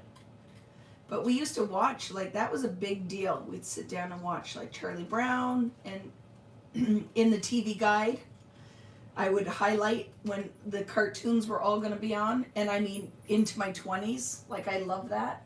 True, the world is getting more for most me. It's totally different, right? Arthur's Xmas, I love it. But I love I, Mr. White Christmas, I, Mr. Snow. I'm Mr. Icicle, I'm Mr. Ten Below. They call me Snow Miser, whatever I touch turns to snow in my clutch. I'm too much, din doom doom. That's my hands down favorite. Oh my freaking goodness, I love that. He's Mr. White Christmas, he's Mr. Snow. He's Mr. Icicle, he's Mr. Ten Below. Like, how do I even know the words to that song? As I said, if they would sing to me in school, I could have been like a doctor. Because I would remember everything. Right? Like, conjunction, junction, what's your function? Best thing that ever came on TV, too. I love that one. You love that one? Yeah, I love it. That is my favorite. I was Heat Miser one Halloween. Oh, I love that. You've never heard that one? Miracle on 34th, the original. I love it. A Year Without a Santa Claus is my husband's fave, and we just watched it a few nights ago. We have all the Rankin and Bass specials on DVD. They were all our favorite. Me too. Like, what were all of those ones where it was all stop range motion, right? All of the Rudolph the Red-Nosed Reindeer ones, even though like some of that one makes me mad. I'm like, they were awfully mean to him. Vicky, no, you didn't just sing Conjunction Junction. Yes, I did. Conjunction Junction, what's your function? I loved that. Posty on holidays made up a song to remember biology. Yes, right? Oh, Potsy on Happy Days. I just totally made up my own words there, Kathy. Totally remember that because I loved Happy Days and Laverne and Shirley. Question, can you tell me how you got your bow on your album so nice and flat? Is it two pieces? Mine is not, but I very much manipulate the bow. So I taped all of the ribbon down, and then I tied it, and then before I make it, I like turn it and everything and then make it tight. So I totally manipulated it. It is not two pieces, but you could totally do two pieces if you wanted to. You could do two pieces. I tied it, but you could wrap your ribbon and then tie a bow and glue it on top. I show all the Schoolhouse Rocks cartoons to kick off our parts of speech lectures. Kids love them, and so do I. Then I sing them all day long. I love it. It is so good. Schoolhouse Rocks was the best, right? Schoolhouse Rocks! But so were all of the after school specials. Do you remember watching? I always say growing up, like being born in the 70s and what we got to grow up with, because I was born in 1971, I'm an old lady. But we had the best. Our TV was the best. We played outside. I loved playing marbles. I loved tag. I loved hide and go seek. Riding my bike all over town. Oh my goodness, it was the best. Barbie.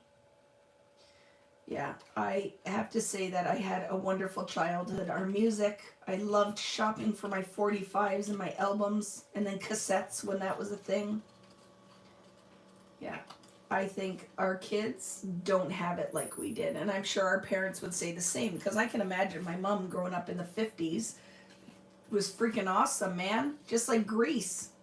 I think that they sang in the stands. Didn't you, Mom? If you're out there watching, you lived a life just like Sandra Dee. And my dad was a greaser, like Danny Zuko. So see, her life was just like Happy Days. I was obsessed with after school specials. Me too. Kick the Can. Yeah, I love it. My husband was 1971 too, and we have all the cartoons and every from that era on DVD, so our kids and eventual grandkids will have it. I love that, Heather. Like, totally love that. Did you guys like the Smurfs? I love the Smurfs. And then being Canadian, we had shows that I don't think were anywhere else, like the whatever Hilarious House of Frankenstein or whatever that one was called. Yeah. And what was the other one? The talent shows we used to watch? Tiny Talent Time. And Howdy Doody, even though I think that was not our generation, but I remember Howdy Doody time. And do you know the other thing I remember from my youth that I absolutely love and still adore is that the game that came out in our youth was Trivial Pursuit. And can I tell you that I love playing Trivial Pursuit. We have to pull that out. We haven't played that in a long time. Did you have Captain Kangaroo? We did.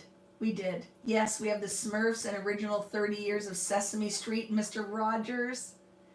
In 9th grade, we had to recite the preamble for a grade in U.S. history. I stood up and sang it from Schoolhouse Rocks, and the whole class started singing with me. Really, I love that.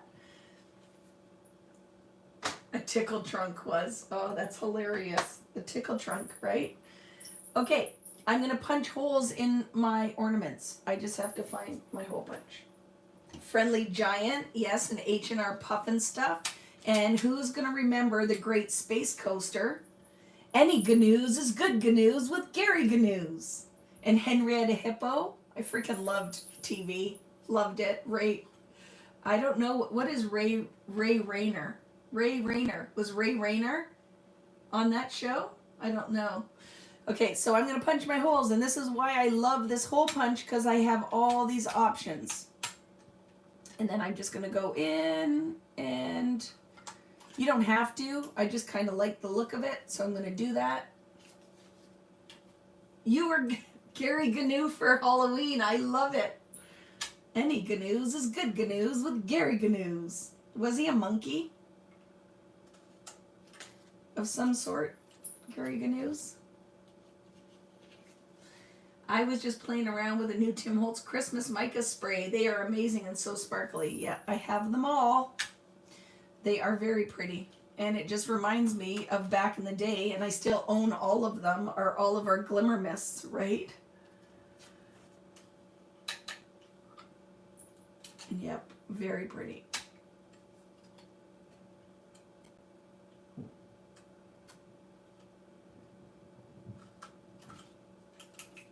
Okay. And then, like I said, I am not going to build, these layouts will take a while to build all of them, but I'm going to go through now that I've fussy cut and everything's ready. And to finish off for my part of this is I will go through and tell you where everything came from for these layouts, including the embellishments. Do you hear the chair above me? Here's the funniest thing, and I said to Rich, don't do that because you can hear when I'm live. I can hear you drag the chair, and he'll go, I didn't move the chair. And I'm like, well, there's a lot of things that I could say that might be going on with my brain, but I'm not hearing things. Like, you moved the chair, and me and all of my friends heard you do it. He's a funny dude. Rainer was a children's cartoon show. I don't know that one at all. Gary Gnu was a gnu. What's a gnu? Didn't he kind of look like a monkey? A Chicago-based morning show. Okay, I get it. I wish my grandkids had more fun and friendly time to grow up. It was good, right? The old school Halloween costumes with the plastic masks and elastic string. 100%. I was some different version of Barbie every year. Barbie or Skipper. Every year we would go into Woolco, which was our department store, and there'd be huge racks of those plastic bag costumes with the face and the eyes and the mouth cut out. I love it. A gnu is called a wildebeest. I didn't know that. I love it. You heard the chair, right? We have felt on the feet. I don't even know how it happens. All of our chairs have it on there. But they don't lift it. They just drag it across the floor, right? I remember Stedman's. I do. Okay, friends. So all of my pieces are cut. So that gives you an idea. And now we're going to go through all of the layouts. So if you've stuck around this long, thank you. If you're watching after the fact, it'll be awesome. It'll be awesome. So I'm just clipping these for now. And let's go start with this layout. Okay, we'll start with this one. Everything that you need to finish it. And I'm going to clip it to this page.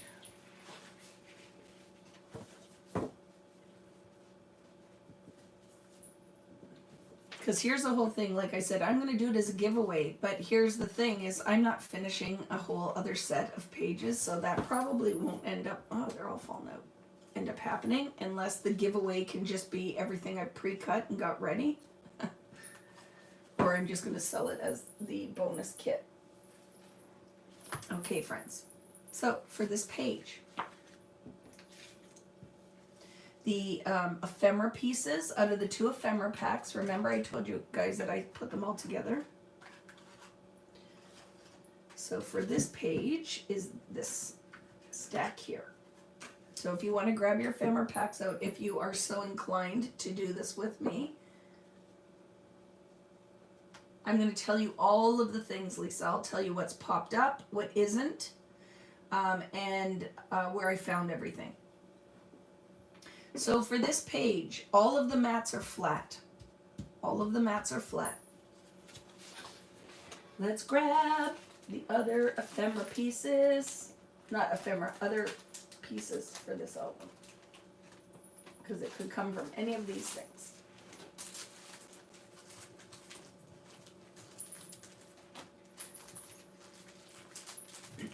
So you have to grab, or can you grab, out of your titles and tags, you want Mary, the foiled Mary, and you want trimming the tree. So it goes here and that.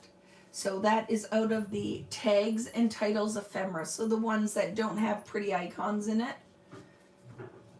And then the other 2 pieces you need is out of your icons, the 2 wrapped gifts. So you want the 2 wrapped gifts. And they go down here. And then I'm going to go through all of the other things and tell you what they are. And how they're on here. So when you start putting your pieces down, I just kind of lay everything out, make sure that position is good, and then I start adhering. So on the left-hand page, the green ornament and the red ornament I popped up, the yellow one is flat. These black pieces are what I cut out of the black cardstock, You could put twine, you could sew, you could do whatever you want. You could draw it with a marker. You could draw a ribbon on it, whatever you want to do, okay? So the red ornament and the green ornament are popped up.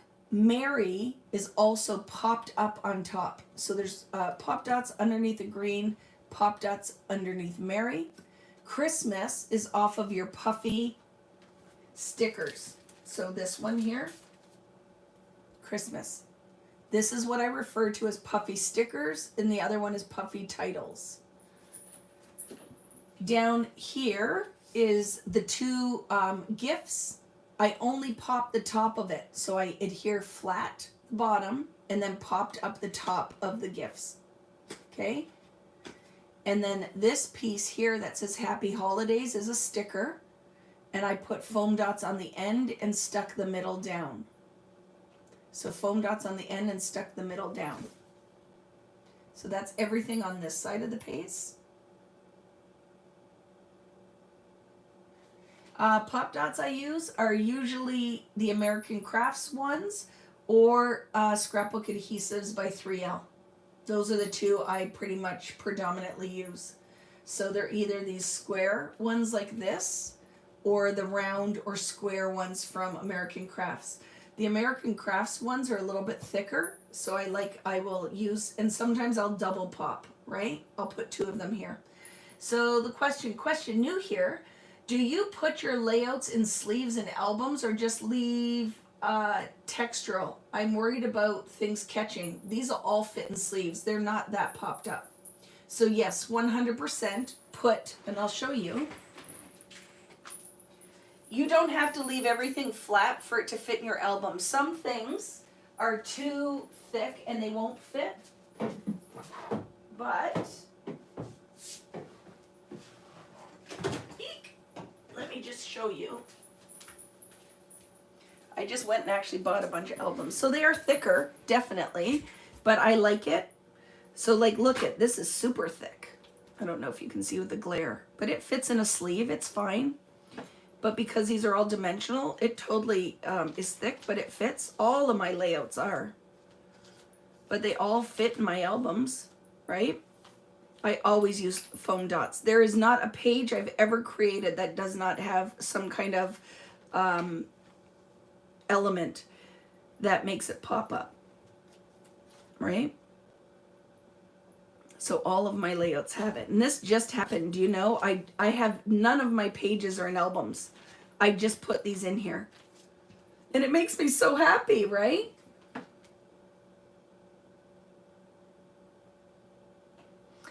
You're saying I sound like Brenda Vaccaro? So, you know, it's funny.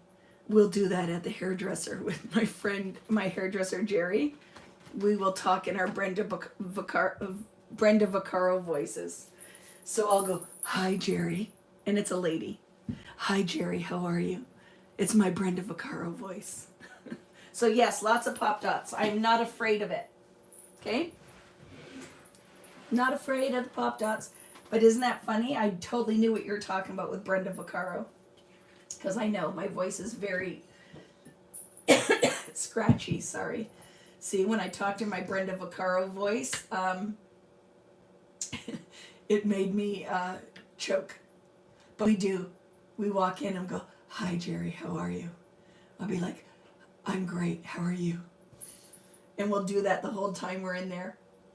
Did you do tampon commercials, Patty? Oh my goodness, I did not know that back in the day. Nothing was off limits, was it?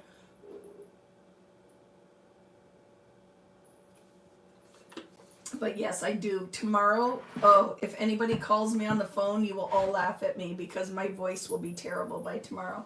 Question, what did you do for the stickers across the presents? Haven't got there yet. I'm showing you, okay? I just got up to answer the pop dot question, and now I'm going to show you where that came from. So in your sticker book, Happy Holidays is this sticker. Remember, I put powder on a lot of my stickers so I can use them as ephemera. So I adhered with tape the center, and then I pop dotted the ends because I like dimensions. So like I said, the top of the gifts have pop dots on them. And then the ends of this have a pop dot. And then I glued the middle. And the top corner is a gold circle that came out of your sticker book.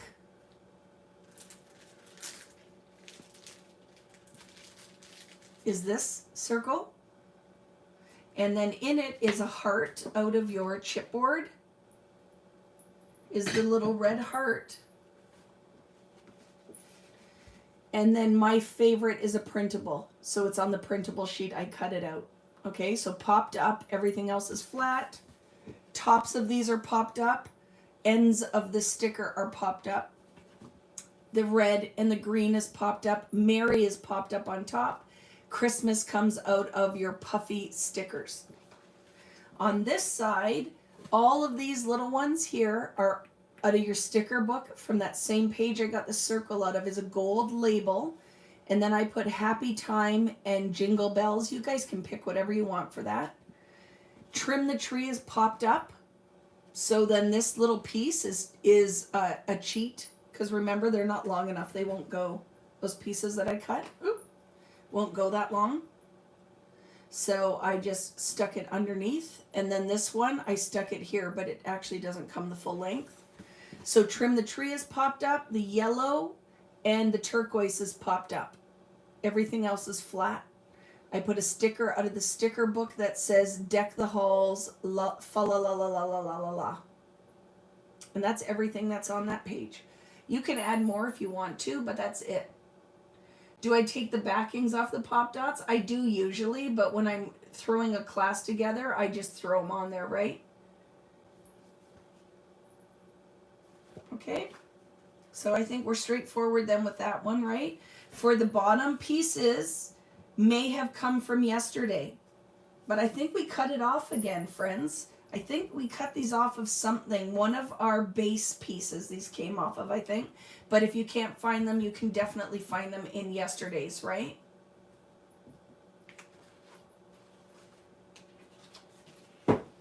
So, Crystal, I already answered your question. I think you might be on delay. Are you watching me live? Do you hear me saying your name right now?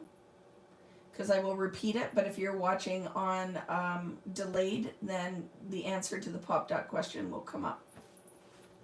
Okay, so that's it for this page. And then I will clip these back there. Oh, you are live. Okay, so American Crafts or Scrapbook Adhesives by 3L. So I cut these sheets in half. They come in bigger, but to fit in my drawer. The container I put them in is small, so these are usually full sheets, right? And then the ones I carry in my shop are the ones from American Crafts, and they're very good. They're very good pop dots as well, right? But yeah, it's a 4x6 card, but I cut them in half. Okay. So I'm just gonna grab whatever's next in my pile, okay? So I have this one. I'm going to cut the little bits off the bottom. Because I think, is this a, no, I didn't leave this to go for lunch. We left the other one to go for lunch.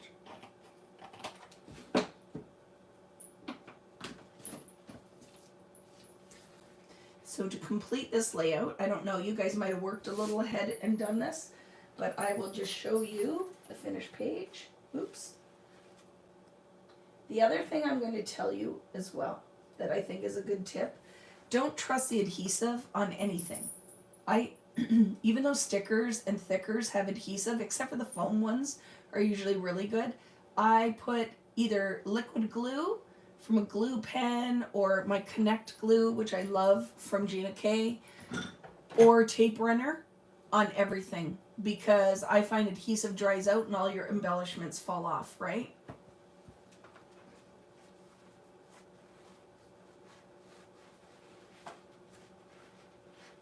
So let me just grab this page because it's buried somewhere.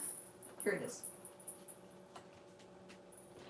So there's a lot of business going on this page, okay? A lot of business.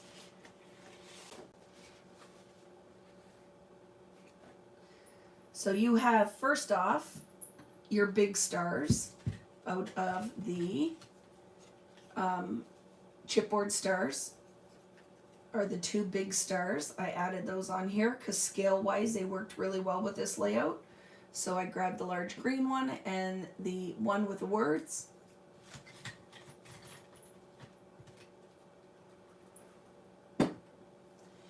And then for your ephemera, there is a lot on this one.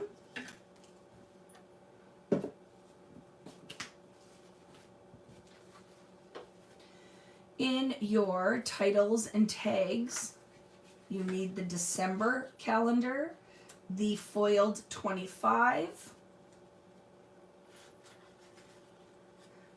this cut apart, which we use part of it here and the rest in the album. You need to cut out the end, Believe and Cheers. Thank you very much, Wendy. Take care. You also need the tag that has the pine boughs on it. Wish list.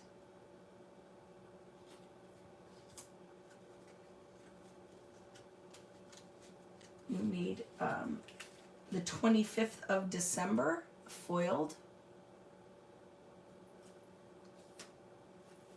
And the circle. All come from your titles and tags ephemera pack. The only thing I don't have shown here, but is in there as well, is half of one of the labels. So the one that has turquoise on it, diagonal stripes, you need one of those. So all of these pieces are out of your titles and tags ephemera. It does not say it on the package, so I just have to decipher, like put something. That how you'll know is it has the little arrow that says champagne gold foil accents. And then you'll see all of these little tabs are in there that I cut in half. But it's out of that, and if you need quick reference, just flip it, and all of the images are on the back. So you need those pieces. And then out of your icon ephemera, you need these pine bough pieces. So this one with the pine cone,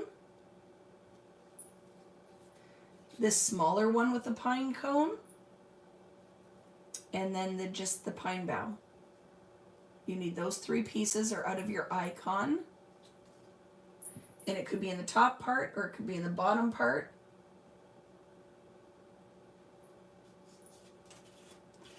You need the deer clip.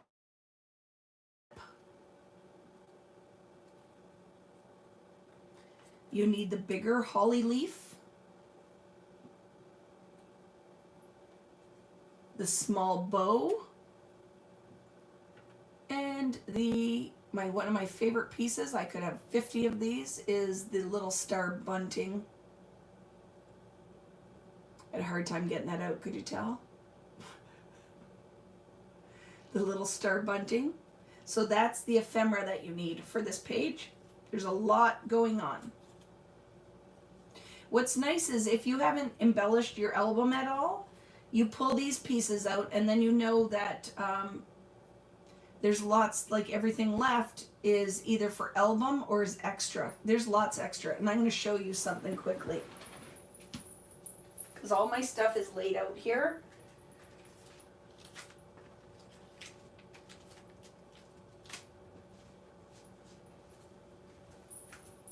So when I go to do the bonus stuff, this is all the things that I didn't use out of your ephemera. So keep that in mind if you're going to hog wild in the album or your layouts and you just start using stuff, that if you actually want to participate in the bonus, that all of this stuff is going to be when I make my cards. I did not use it in my project. So just keep that in mind, that you're making that active choice when you go to use this stuff, that this is what I'm going to be pulling from to make my cards. All right? And whatever else that we make will be all of these extras, all the ornaments, the door. Okay? So just kind of keep that in mind. When you go, if you're going to just use stuff, you can. But then when we go to create the project, you might not have what you need, okay?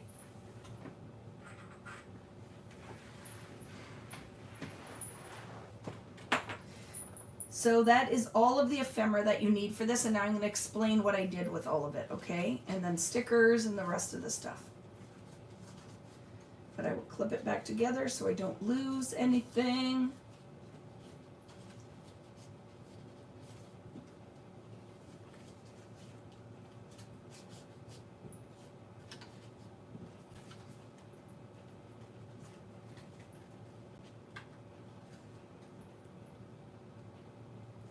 Are you leaving us, Kari? See you later, friend. See you. Thank you very much. All you heard from that was buy more ephemera. You can, but you don't have to. Right, Amanda? I'm using all of it. I'm just saying that if you just start using it, just know that I say it because somebody will be mad. Right? Somebody will be mad because they'll be like, I don't have that now because I used it in the album. So I like to let everybody know. See you later, B. You'll watch on replay. Thank you so much, sweet friend, for joining. So now we are going to talk about the embellishments. So I popped up number 25. I added a little bit of the gold foil twine. Just so when I lay this all out, I lay all my pieces down. I arrange it. This is glued flat. This is stapled. The little red tab with the word magic, and it all comes from your sticker book, is stapled and then popped up on there. And then the deer head is popped up. This holly leaf is popped up, and then these are just curled. I didn't put a foam dot underneath it. It's hardly even tacked. Top of December popped up, right? So you'll see, I pop a whole bunch of it up, and then I will remove the backings later, but what if I decide I want to slide another photo underneath there? Then at least I'm not committed and I can still get stuff under it. Love is under your sticker book, and so is the little turquoise tab. Up here is all popped. This is popped up, this is popped up. The two little stars are out of the puffy titles, and they're just star filler. Okay, so that's it for this page. And then for the other half is another one of the kind of greeny colored tabs, because there's a whole bunch of them in the sticker book.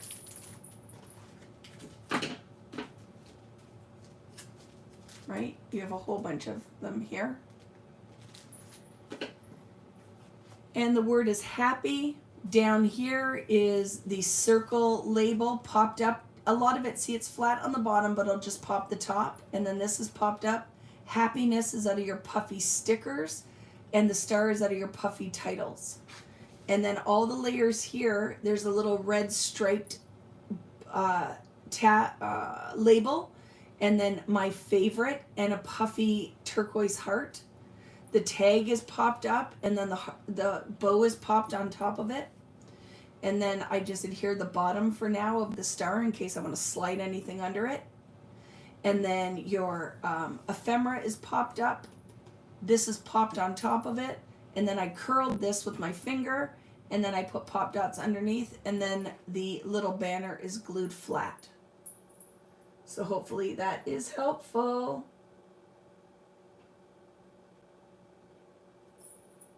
Okay. With your missing chipboard pieces, because some people got them, some people didn't, so I have to opt to not use them so people don't get mad. You can stick them wherever you want. So again, I'm between a rock and a hard place, because if I use them on any of the bonus projects, people who don't have them will get mad, because it happens, people will get mad. So I just opted that it's like anybody who got them, it's just a bonus prize. So I will use them when I go through and start making additional projects, because here's another heads up. We're using everything in this class. When I go to do my December crafting, I'm using Warm Wishes as the paper line I'm using, because it's what I have. So if you went and bought extra of everything, you will not be sad, you're going to be happy, because I'm going to be using it. So just kind of heads up, right? You won't be sad, you'll be happy, because I'm going to be using it. Okay, now for this layout,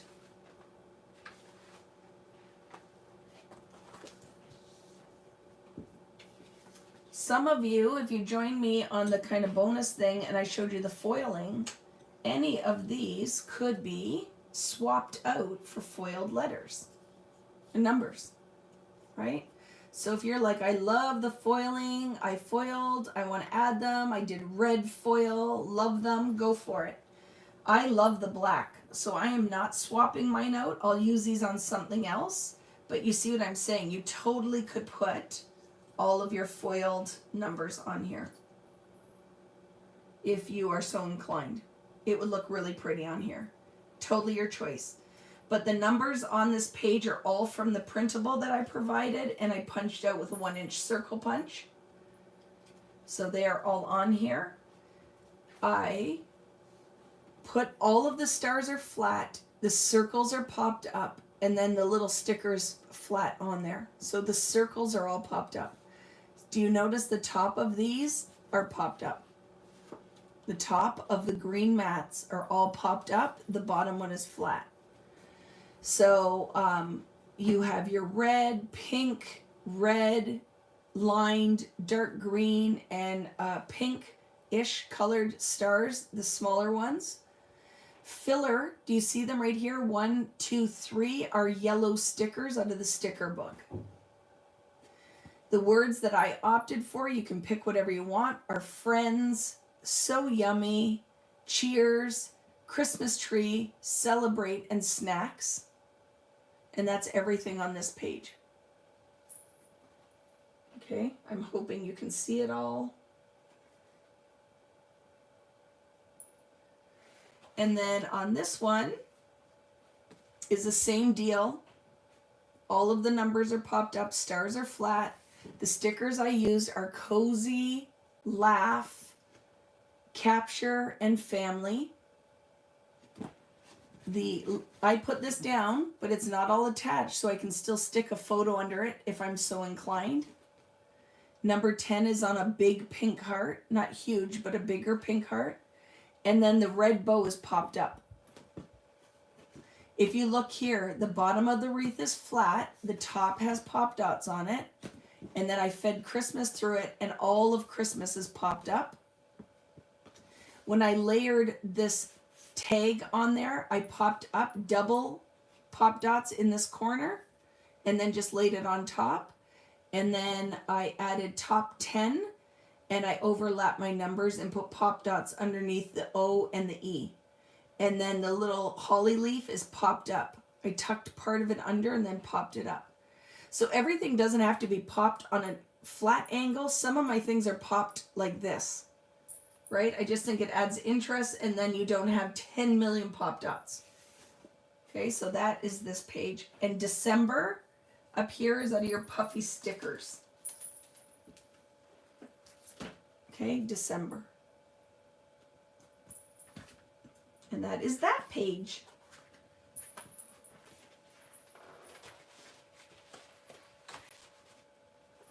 What do we have left? One more? One more layout. Where did you put it, Vicky? Here it is. Question. What is the printable file name with the numbers? I don't know. Numbers? I would say circle numbers, numbers. I don't remember what I put that under, but it is in that cut file folder. The file with the cut files, and then one says printables, one says numbers. So I'm sorry I can't give you a straighter answer, Kelly. I don't remember. All right.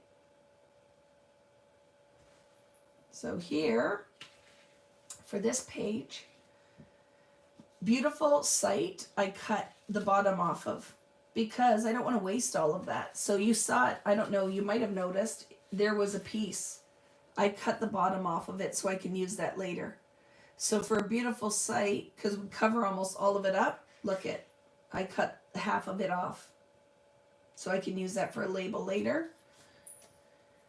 And then the bird is attached. So I glued the little front of it and glue the back, and then popped the top of it up. And then do you see the puffy stickers on there? Say spread joy with a little puffy red heart. Beautiful Sight has a sticker underneath it that says let's take a family photo. You can use whatever you want. And then a red puffy heart. And then the title I chose was Our Holiday, 'Tis the Season for Kindness and Cheer. So these are out of your alphas. 'Tis the Season, again, I attached flat, put a foam dot under each end. Holiday is popped up, but flat in the middle. I just popped the ends of it up. I added this little holly sticker out of the sticker book. And then 2 puffy stars. These are puffy words that say for kindness and cheer. 'Tis the season for kindness and cheer. These are all out of your puffy stickers. Okay. And on this side, like I said, I stapled a sticker to the top. The sticker says Christmas Countdown, and this one says Cheers, and both of them are attached with a tiny attacher. Down here is a dark green label with a puffy sticker that says Noel, and then tiny attacher. And then over here is a whole cluster. This is the banner that came out of the tag paper. So I think it's a leftover from yesterday. So it's the green banner with the craft colored scallop. And then in the black label, which is part of that banner, it says Christmas Moments, and they're puffy stickers. For details, it's popped up on the top. The bird from Here We Come a Caroling is popped up. The end is popped up. This is all glued flat. Holly Jolly, glued flat, popped up on the end, and then I put a piece of twine that I glued down. So even if you just glue parts of it as it curls around, then at least it stays exactly where I want it to. And then puffy star, and puffy star. So this piece is from the tag cut aparts. Oh, what fun, I think is what that paper is called. It's the other half that we didn't use. And that's everything for this page too, friends. Are there any questions? Because I will happily answer them.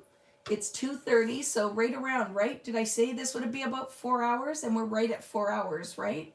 10:30, 11:30, 12:30, 1:30, 2:30, with a 30-minute break.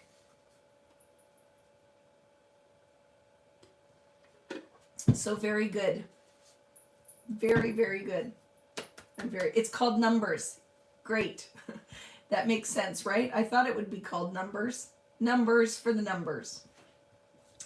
So does anybody have any questions? I'm going to flip the camera and I'm going to talk to you guys for a little bit. And then I'm going to let you go. Or I'm going to go and you guys can keep working. I love these layouts and cannot wait to take pictures this December. So I'm going to turn this camera around and just talk to you. Because yes, please ask me questions and stuff. And now I'm going to put this down a bit so I can just sit while I'm talking to you because I have sore legs today. Just a sec. Burp, burp. Yeah, you don't have to go. We can have a little chitty chat time because it's my favorite. It's my favorite. I love the talking part with my friends. Hi, that's my hand. Oh, sorry, I'm scaring you. I'm looking a little rough today. So I will chat with you and then I can read your questions. So you can see my mess everywhere. Barbie's laying down back there again. So friends, first off, thank you. Huge thank you. That was so much fun. I would love to answer any questions that you have about this weekend or anything moving forward that is coming. This is your first class, Carla, and it was great. Thank you. I hope you enjoyed it. I love these layouts. The one thing I wanted to say from that question before I flip the camera is I am going to do a photo prompt list, a couple of them, so that you can kind of start thinking ahead before you even start that what kind of things you plan. Like I think it's worthwhile in the month of December when you're making your lists of the things that you need to buy food wise, the gifts you want to buy, have a whole list of things you want to take pictures of. Because I have to say that I love the idea of documenting the everyday in December, not just the highlight reel. I think it's really fun when you're wrapping. I love taking a picture of my rolls of wrapping paper. I love taking a picture of the Christmas cards that I got. No one sends Christmas cards. We should really start that, a list for Christmas cards. Because maybe this year I have time.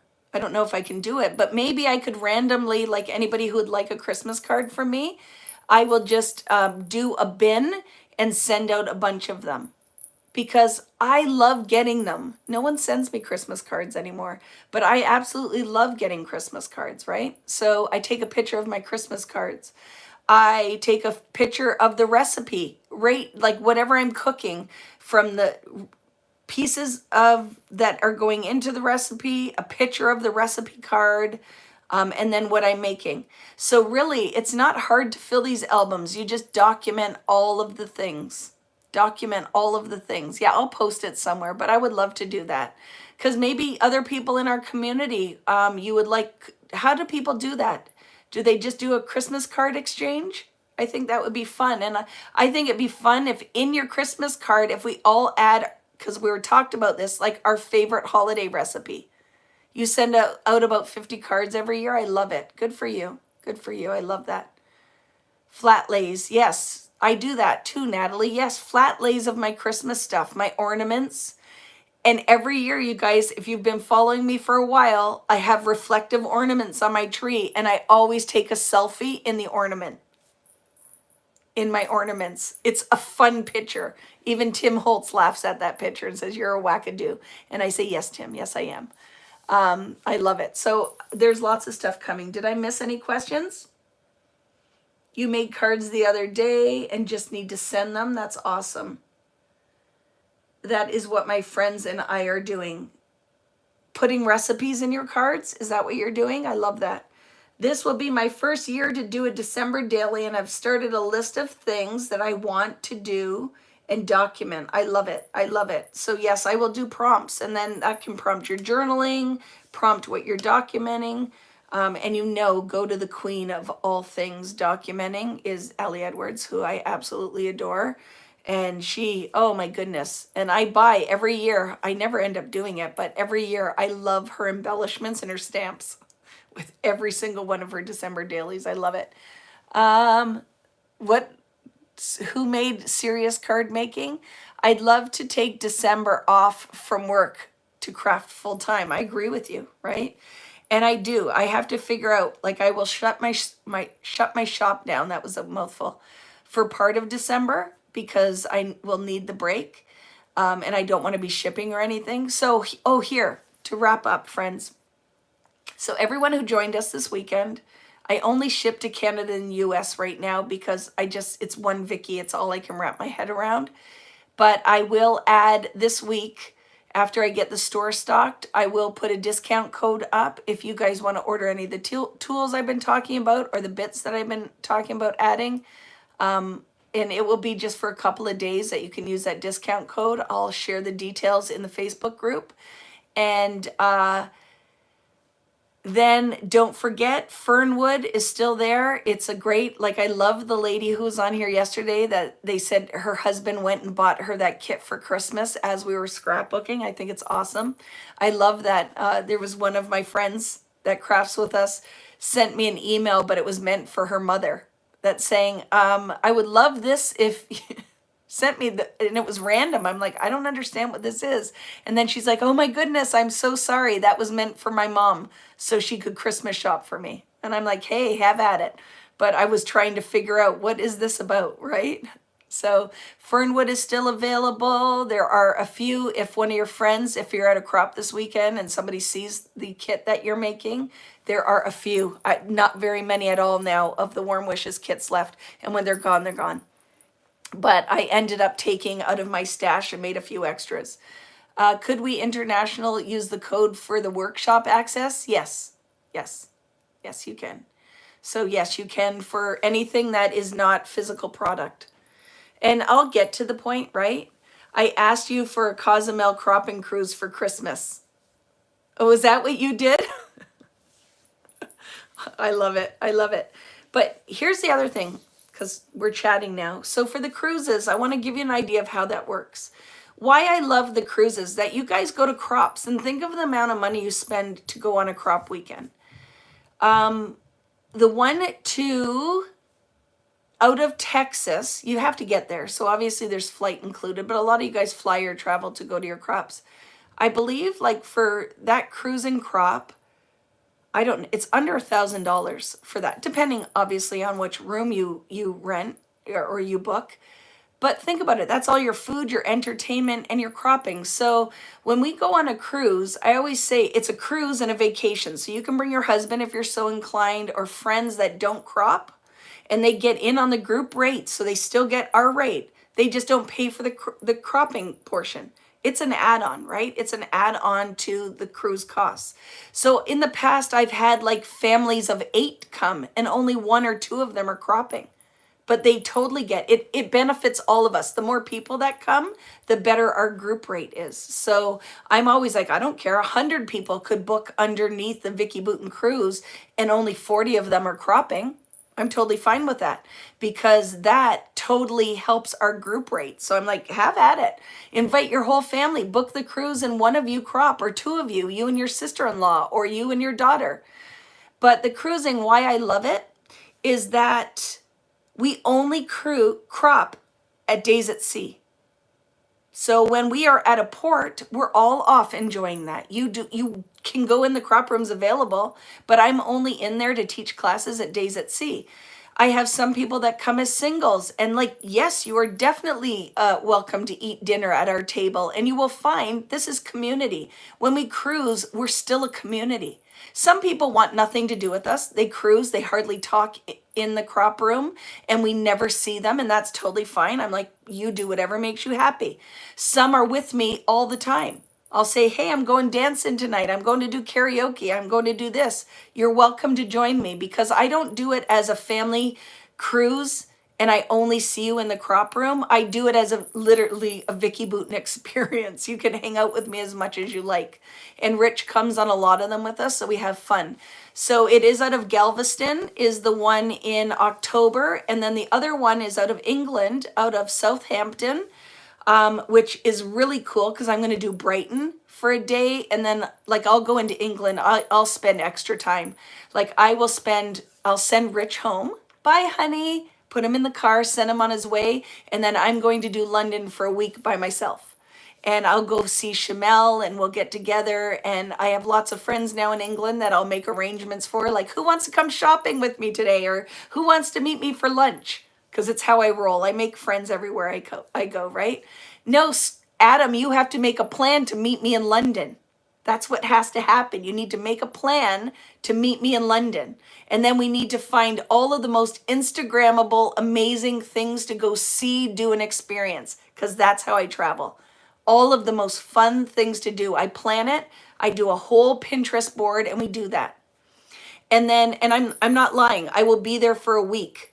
And I'll hang out. I always have at least a day or 2 with Shamel because she is the best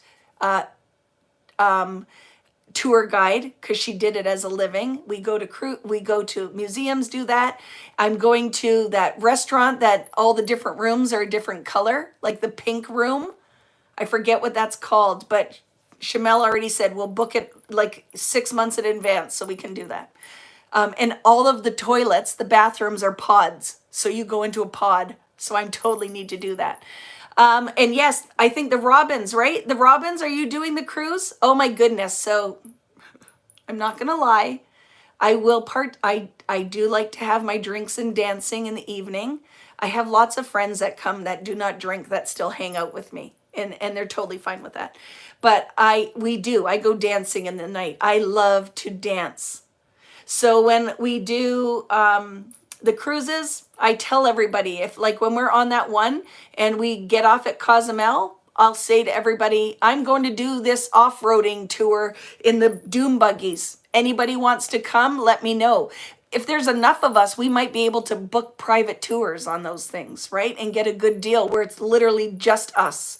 Wouldn't that be fun? So we still have time for all of this, but I never would have done that till my friend Kelly said, we're doing this doom buggy thing. And I'm like, oh my goodness, I don't want a doom buggy. I'm afraid. I don't like fast, speedy things.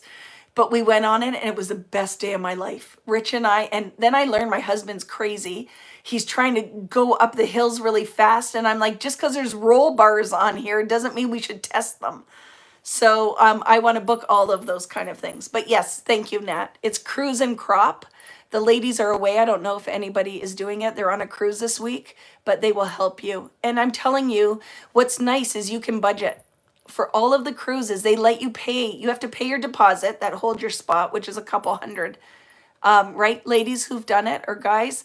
And then you can pay a little bit per month. But like I said, your food, which is phenomenal food, is all included in that price. Your accommodations are included in that price. And then your entertainment, like we go to the shows and I sit right near the front for the comedian and I heckle in a good way, not never in a bad way, but we love it. It's totally interactive. And you will know that people who've done the cruises with me will tell you, you can hang out with me as much as you want. We meet up. If I want a night break, I'll just tell you, I'll meet up with you later. But all my dinner bookings, if you book it, are always late seating. There is enough food that when you get in from your excursions, I have a snack. Rich always hits the pizza. I end up getting like, there's like in the pizza place is always like an antipasta. So we'll go to the beach or whatever we do for the day when we're at port. And then we come in, we have a snack. I have a cocktail or two, lay by the pool for a bit, and then I nap. And then I shower, I put on my evening attire, and we go for dinner at 8 o'clock. And then I go dancing, unless I have class to teach the next day. And then I'll go to bed early. But oh my goodness, we have a lot of fun. So don't think everybody's cruises aren't like that. A lot of people, when they do a cruise, teach the class and that's the time they give to you. And then they're on a vacation and they aren't hanging out with you. So don't expect that everybody would do that. That's just my thing, right? It's my thing. I love to dance, so I'm going dancing, right? So yeah, it's so much fun. It's so much fun. So that's why I book 2 now. I book 2 a year. Next, for not this coming next year, the year after will be Alaska, because we need to get that booked again. It got canceled with COVID, and it will be booked at prime season, because I'm not going to Alaska if I can't see the spring flowers, the bears and the cubs and whales and all that. So I am pushing for that one for July, but the dates haven't opened yet. So that's going to happen. And then I don't know what the other one's going to be yet. I think the other side of the Caribbean, like the pricier side, just because I love those ports. So we'll see. I haven't booked any of it yet for 2023. And then I need to go to New Zealand and Australia. That will be the other thing, right? You need a roommate for the Crop and Cruise Southampton. Friends, it is a great thing, because don't feel like, oh, that's weird that I'm staying with somebody I don't know. Because guess what? All I have to say is if you need a roommate, then the only thing you have to keep in mind is the cabins are small. Keep your space really clean, but you're never in your room. You're only in your room to sleep. You're only in your room to sleep, right? So definitely find a roommate. And I say, do the balcony. And that's another thing. The Crop and Cruise in October, all of the upgrades are actually very cheap for what you normally would pay. Like there's some good deals, and I always do a balcony, right? Great way to make a new scrap buddy. It totally is. And not a scrap enemy, because I just always say you're rooming together, so you're just on your best behavior. Pick up your dirty clothes, keep your area neat. If you snore, let people know that you snore, right? And you'll be good. You'll be good. So I missed things. I was talking, so I wasn't reading any comments. Love my time in Australia. New Zealand is on your bucket list. I haven't been to Australia yet, so I can't speak on that. But I have to say that New Zealand, I freaking love New Zealand. Love it. And I'm lucky enough that I've made so many friends there that they drove. So the first time I went to New Zealand, I went in early. Michelle, the lovely Michelle, came to meet me at the airport to take my extra bag and drop me off at the airport beside. And I took off. And where did I went to Queenstown all by myself. And then I went on the tour so I could see where they filmed all of Lord of the Rings. I had a selfie stick. I took pictures of myself. I went for the best meals. The food in New Zealand is freaking out of this world. I have to tell you that that's all I can think of always is going for pork belly and desserts and the best cocktails I've ever had. And then it's beautiful. Even at Stinky Ponds. Where did you take me? I don't know. Wherever it was all the sulfur and it smelled like dead bodies. It was terrible, but beautiful. And then I made poor Michelle and Michelle literally for hours. We went through the stinky pools because I had to take, oh my goodness, the one stinky pool literally was like 3 shades of red. Yeah, Rotorua. So did I say it right? Because I'm not good at that. Rotorua, stinky pools, where it smells like dead farts. All it's terrible. Like it literally, you might gag. I know when Allie Edwards said when she went with her brother-in-law, he threw up because it smells that bad because it's sulfur, stinker claws. Oh my gosh, Serenity, funniest thing. But Michelle, they were so good to me because the one pool has a smoke gas coming off of it. That is the most beautiful thing you ever saw. And because I am a photography lover, I need to, that's why you don't really want to come on tours with me unless you're down for taking pictures. Because I will sit and look at something and photograph it for an hour, a mushroom. And I am in my glory, but other people might want to kick me or punch me in the throat. But yes, I am one of those when we go through, get off the boat, I like to walk and I take picture of moss growing on the wall and all of that kind of stuff. Any plan for a cruise on the Mediterranean like Greece, Italy, or Spain? Yes. The one this summer is actually the south of France and Spain. And then I just have to wait post-COVID. I don't want to go to any of those things until like life is back to normal a little bit, right? But I would love to do a cruise that's all mixed media.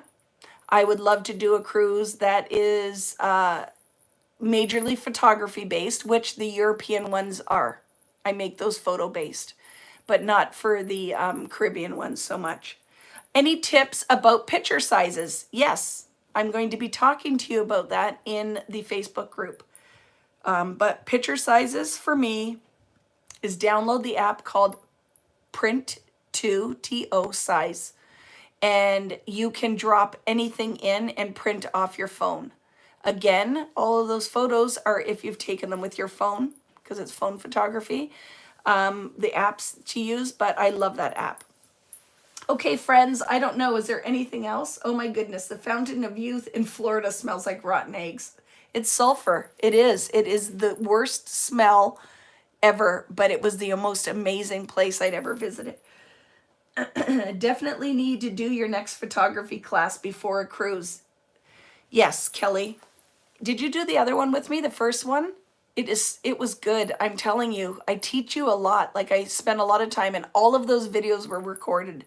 It wasn't live. It was all recorded and then bonus stuff in that board. So there was lots of stuff in there.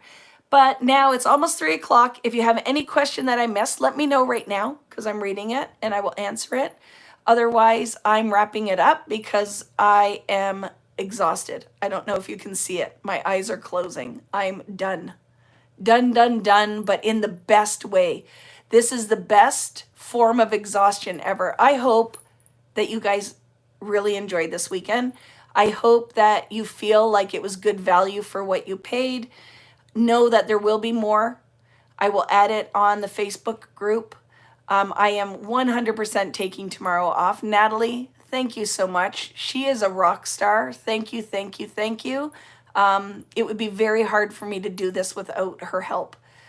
So thank you very much. If you have any questions, post them on the board. We'll start a thread that says, do you have any questions from the weekend or anything we can help you with? And I will be happy to answer them. But my heart is bursting. This is the best thing that you guys join me and take part in this. Just is the best thing ever. So I hope you can feel the love that I send out to you guys, because without you, I couldn't do it. And I do. I'm very thankful.